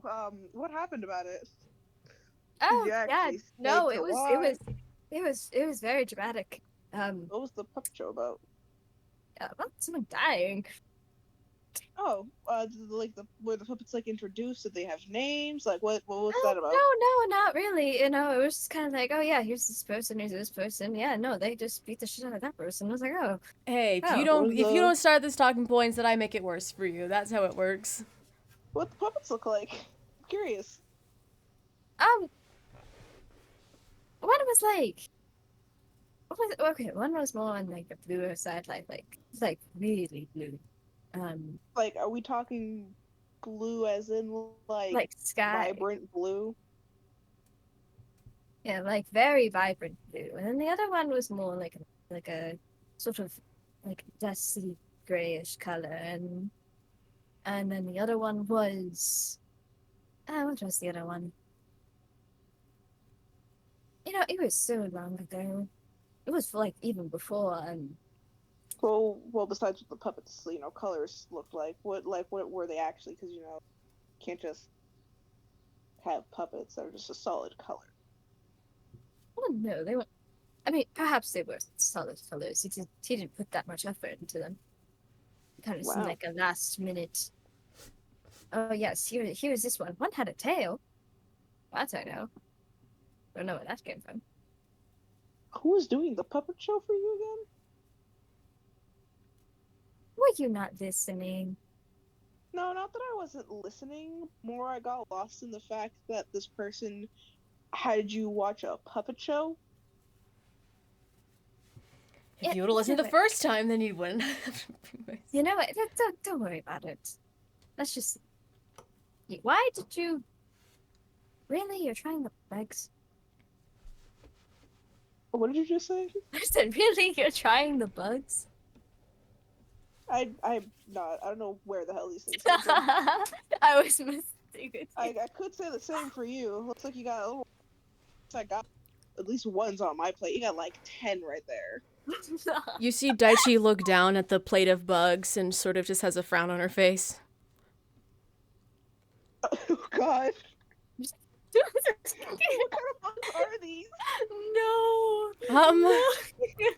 I think you can assume what they are. Daichi, why don't we get you something from the table to eat?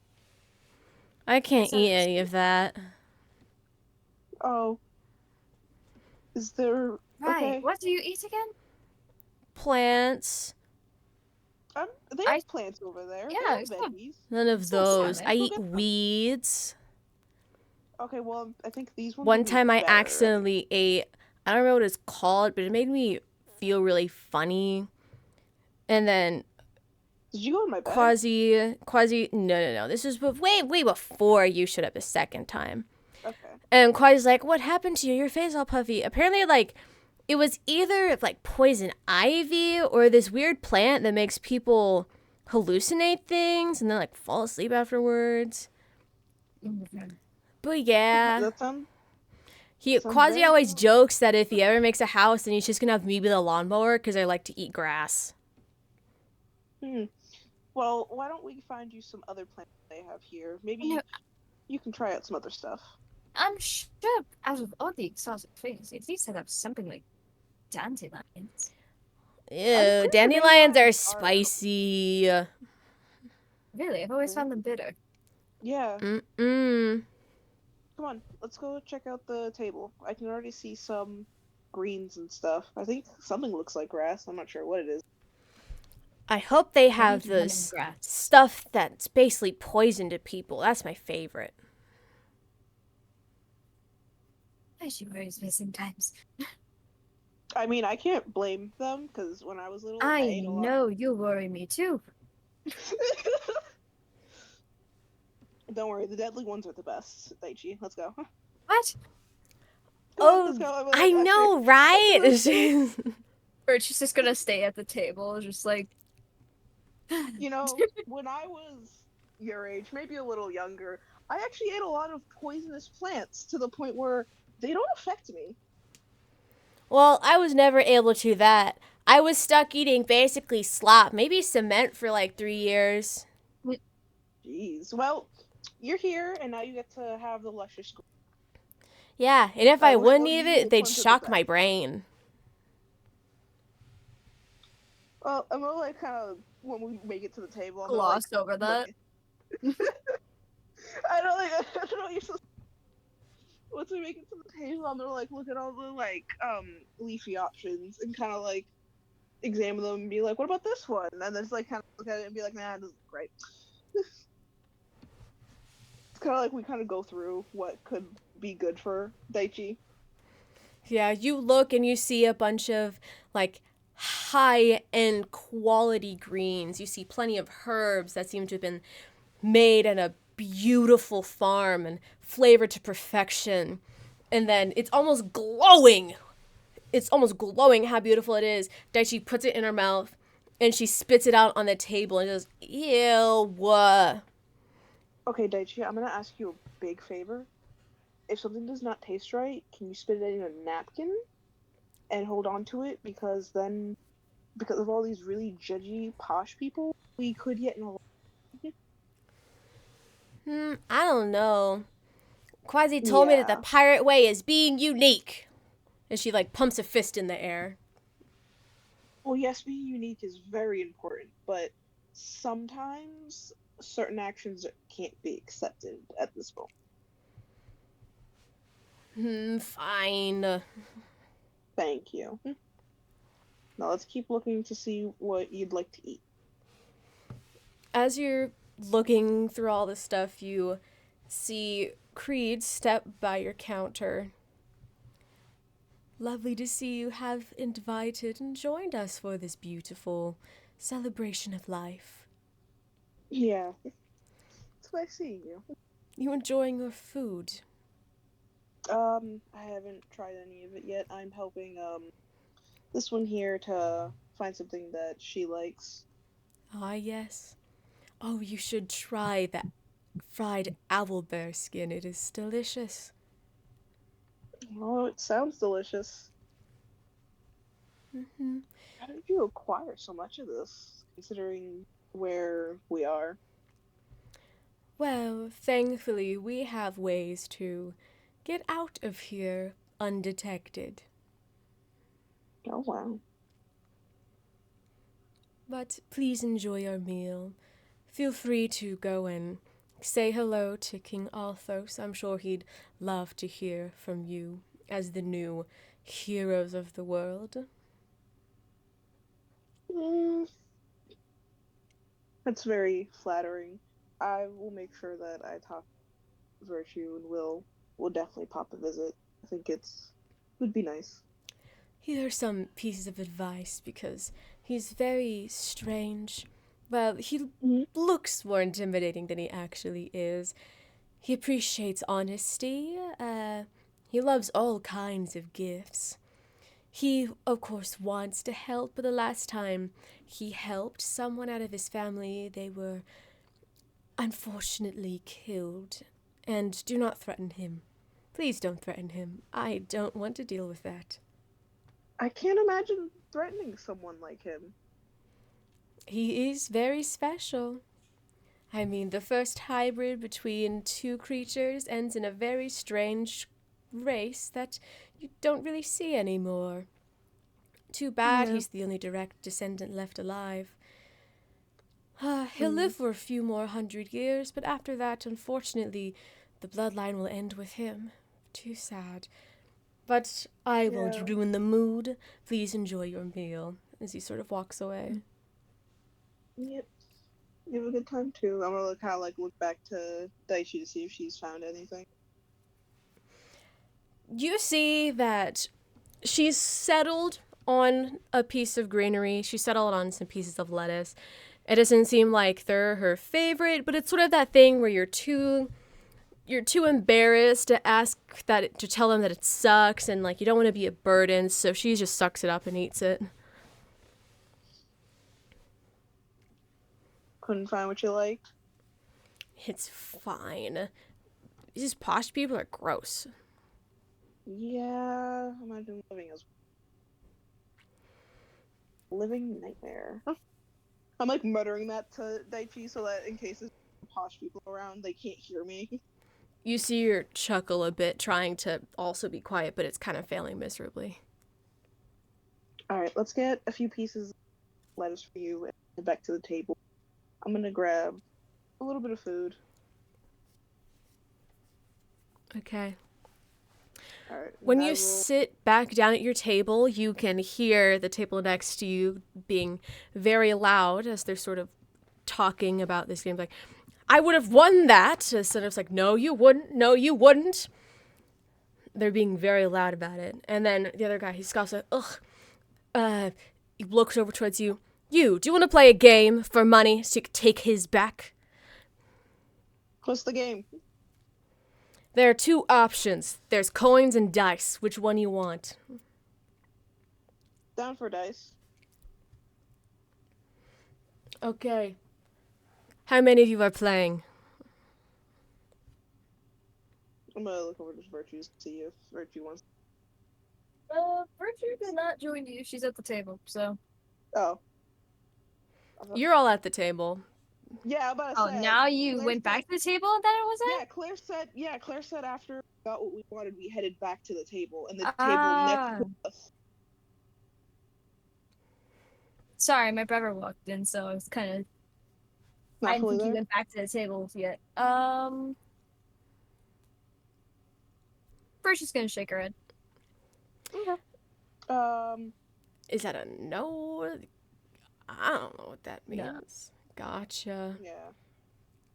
Does Daichi look like they want to learn the game?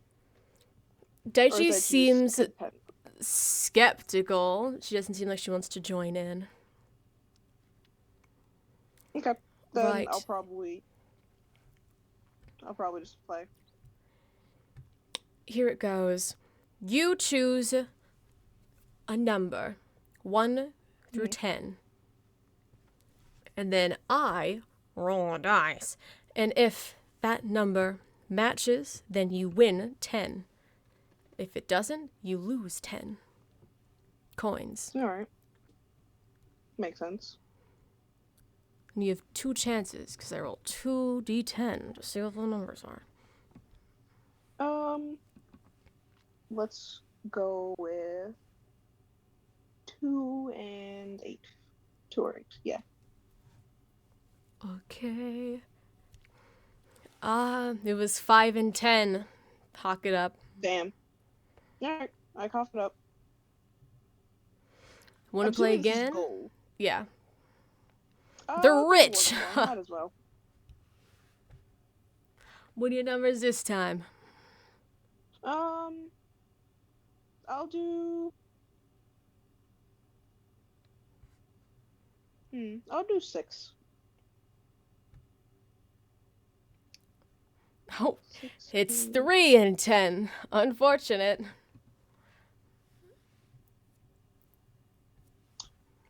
I'll do one more time. That's the spirit that I like to see. I'll do 10. Ah, that's an 8 and a 9. Actually, Claire, I was gonna ask, as like this. I'm debating if I want to either do an insight or detect magic, but I want to do probably do an insight first to see if there's anything odd about these dice, or if I'm being scammed here. Go for it. Roll insight. A 24. Well, you see that you are in fact sort of getting scammed. This is a difficult game to win, but he's not lying. These aren't weighted dice. He's not doing anything magical. Okay. Alright, our last fair and square. I'll probably kind of shrug it off and be like, alright, well, I don't want my food getting cold. Y'all enjoy your game. I'll probably join another one, probably later on. The guy turns back to the other and says, "See, I told you it was a scam," as you start eating. I'm gonna kind of shrug and kind of look over at you and be like, well, lost some gold, but meh, gambling's gambling. Rock probably would have lost all of it. True. Though gambling isn't quite fun when it's with people who are rule-abiding. Yeah. I mean, I wasn't gonna break rules or try to start something, considering this party. It makes it not fun. But, so we decided to go meet up. So I got some insight about the king. For when we meet him. He likes honesty. Alright. He likes all gifts. He likes or wants to help, but the last person he helped on the outside was killed. Mm.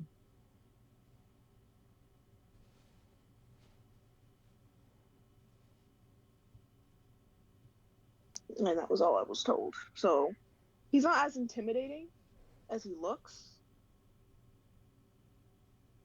He's generally pretty sweet for the most part. Alright. So we don't have anything to worry about.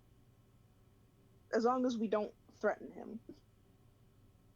Well, I certainly wasn't planning to. Yeah, but that's what was said to me, so I figured might as well say it. Whatever you're ready.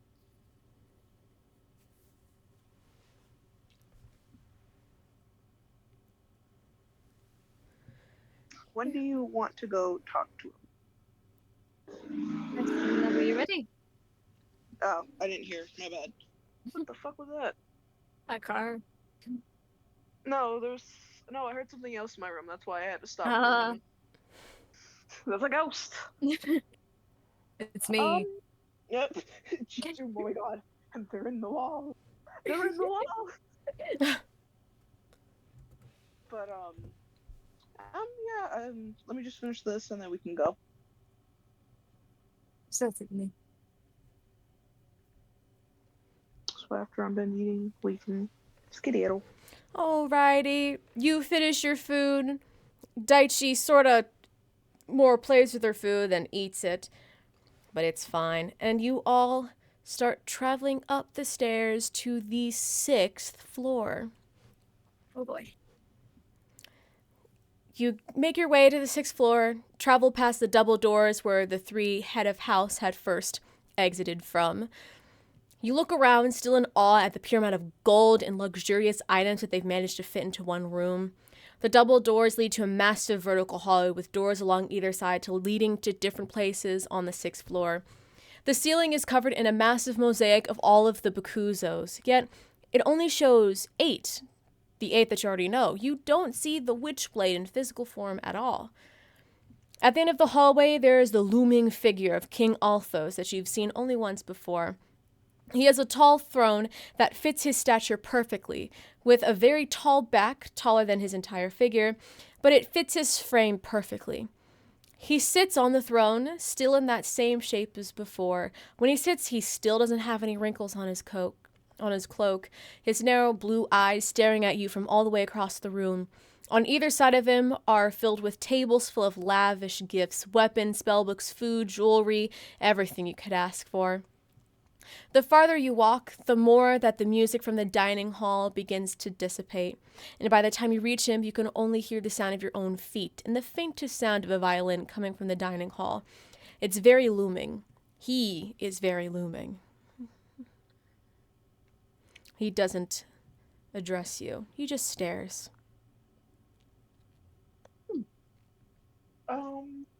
I guess only way is forward, so we can approach. At least I will.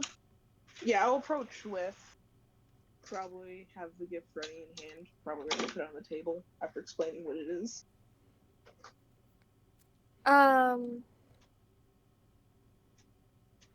So how's it structured? Is this like you put the gifts on the side, then you just, the birthday person, or give it to the birthday person? Like, what does it look like the format is here? Well, there's no one in the hallway, so you don't really know. You just have to take a guess.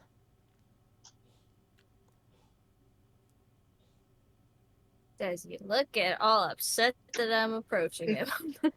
He just has those narrow, beady, glowing blue eyes. Okay.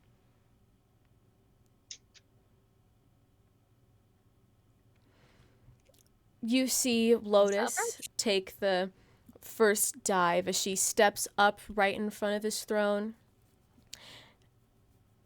And he says, "Dear child, I've invited you here for my gift." "Oh, right, forgot about that. But I warn you, it's only a possibility. I want the reality." King Althos leans down to Lotus, his eyes piercing into her soul. She freezes in place, her eyes glowing a faint blue color that matches King Althos's. "What do you require, King Althos?" "You know what I want." "You are the last of your bloodline. You will die protecting the one that you love the most during the climax of a battle." Althos centers himself and stands back up, and Lotus shakes her head back and forth, smacking her face, coming to, as he nods towards her, and she sort of shuffles back behind the rest of your group, sort of a little nervous. I'll take the second plunge. Archie will just walk up to him. Kind of do a little bow. Hello, King Althos. Virtue Amar. And he just says your name and nothing else. I suppose I'll bring out the arrow or the design. I wasn't quite equipped, but I thought this would be a nice gift. You have been speaking with her, haven't you? Who? You know. Claire, I don't. Claire, I don't. You do. I know you do. No, I don't. Head empty, Claire, what does he mean? Can you DM it to me? If you don't know, then you don't know. Please. You don't know, then you don't know. I'm sorry. Please. Mother Can I roll a history? Can I roll a history? Sure. Yay! Also the best number. What's my history was? 16? I mean, you have been talking to a lot of women, you know? Oh my god. You talked to Daichi, Lotus, Amelia, Wraith, Sizu, Nepper. God, there's gotta be more than that, right? No. I don't know. Please say you're good. Do I need to spell it out for you? Is it him saying it? Can you give me a hint? I'm just saying, is that him saying it? Because your Yes, it voice is. went lower. Okay. It is. Don't make fun of my character voice. No, I just wasn't sure.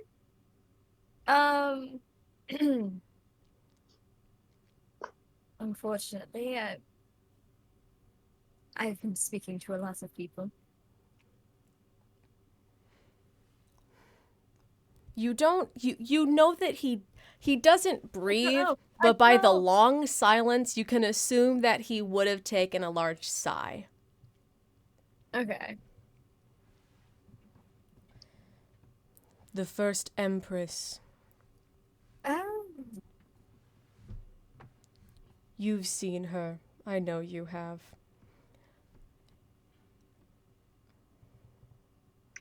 And that's where we'll end session. Nope. Damn. Looks like I ain't gotta give my gift. Deuces. Dang.